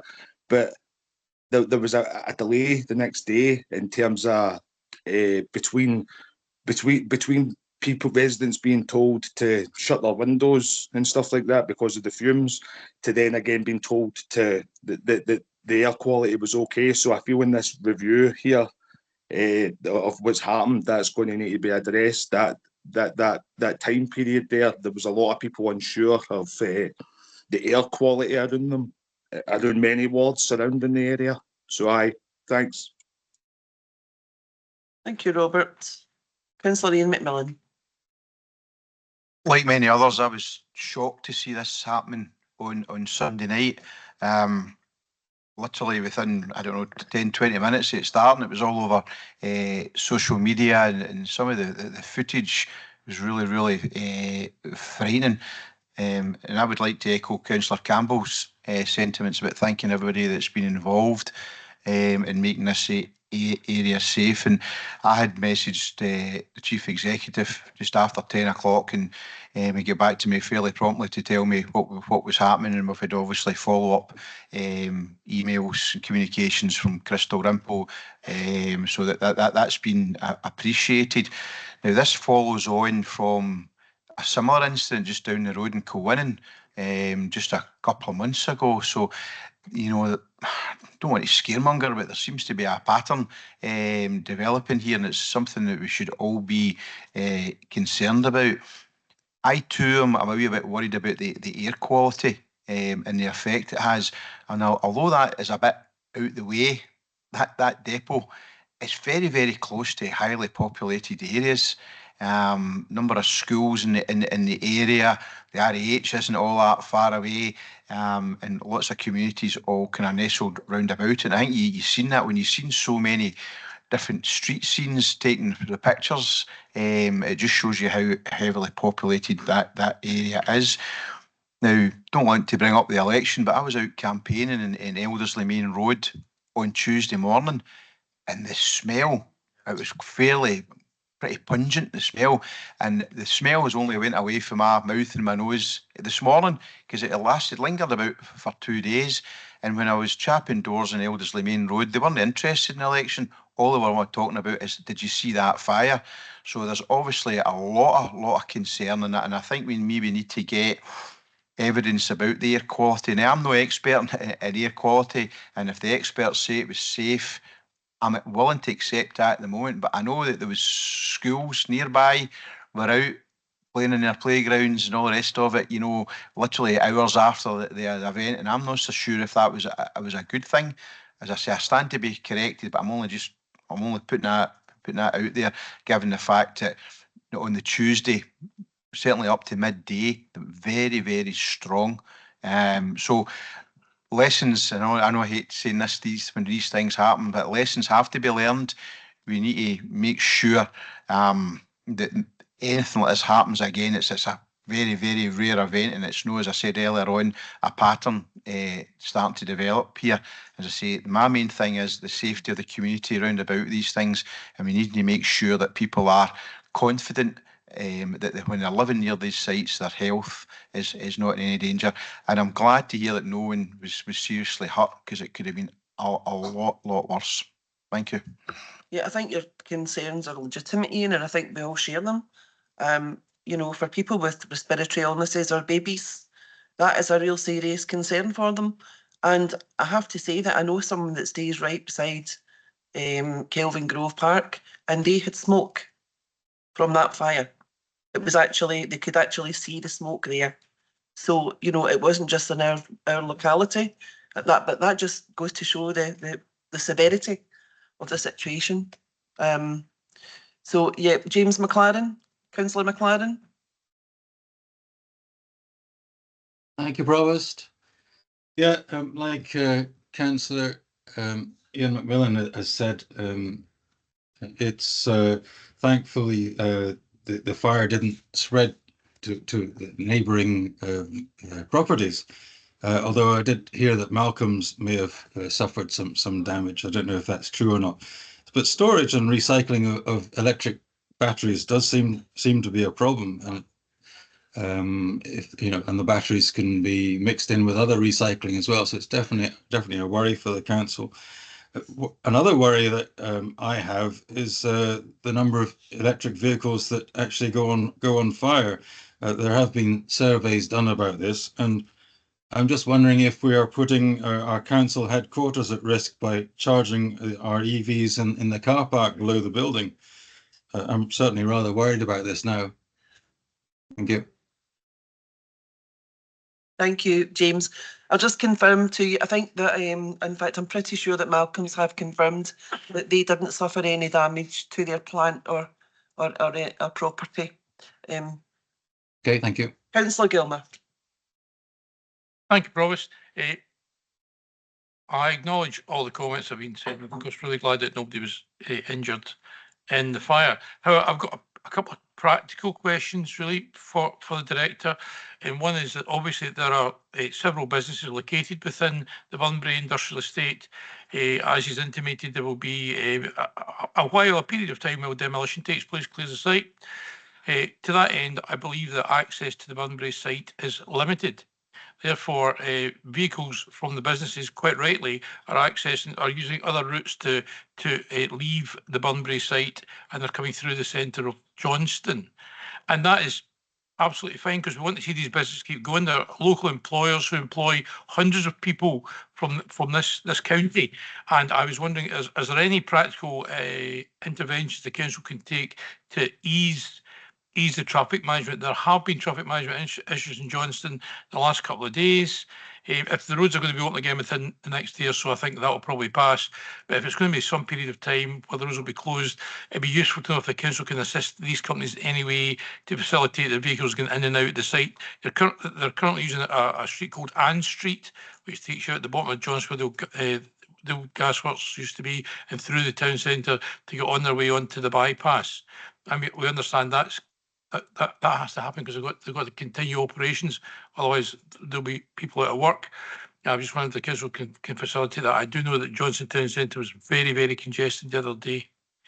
Thank you very much, Provost. I thank all the councillors for their contributions and their questions, and for allowing me to bring this to you today. We were going, I did think we could just leave it until August, but then realised that, you know, people had genuine concerns, so we needed to air this today. I'm going to ask, before we wrap up, I'm going to ask Gordon to come back in again to try to answer some of the points that have been raised. And Gordon, if you can't answer some of the points today, you could just email the councillors perhaps. That'd be fine. No, thanks, Provost, and thanks, councillors, for your comments. Firstly, I'll just make sure your comments get back to the staff and to our partners in relation to their efforts on this. So I'll make sure that's passed back into the local resilience partnership. Obviously, members have expressed concerns and questions they're wanting answers for. That's really helpful. I'll ensure all those points that have been raised by all the councillors are fed into that review and DB process, and ensure, you know, that these are the sort of questions that the council is requiring clarity and information on to provide confidence to themselves and to their constituents. In relation to the more specific one just at the end, Councillor Gilmore, I know that's one of the key areas that's been looked at by the Resilience Partnership just now, about reducing the cordon, being able to open roads. So I hope we'll be able to give an update on that later today, if not tomorrow. I think they're looking to see how they can what the cordon is required for the demolition, and whether there's a potential to do that and allow the roads to reopen to assess businesses. And I suppose just to confirm, as the Provost said, there is no damage to Malcolm's, but I think it's worth putting a note for council that Malcolm's were of great assistance to the multi-agency partner group in terms of the response, and they sat as part of the local resilience partnership group for this particular incident. So I think it's just to put a special thanks to Malcolm's as a private business in terms of the role they've done to assist this overall incident, but worth bringing to the council's attention. Thanks, Provost. Great, thank you, Gordon, and obviously we'll look forward to hearing more in August. That's us, everyone. So listen, enjoy your recess. I know you've got a busy week ahead, everyone, but I hope you all have a nice summer and holidays if you're going anywhere. So thank you very much for your attendance. Thank you, Provost. Thanks, Provost.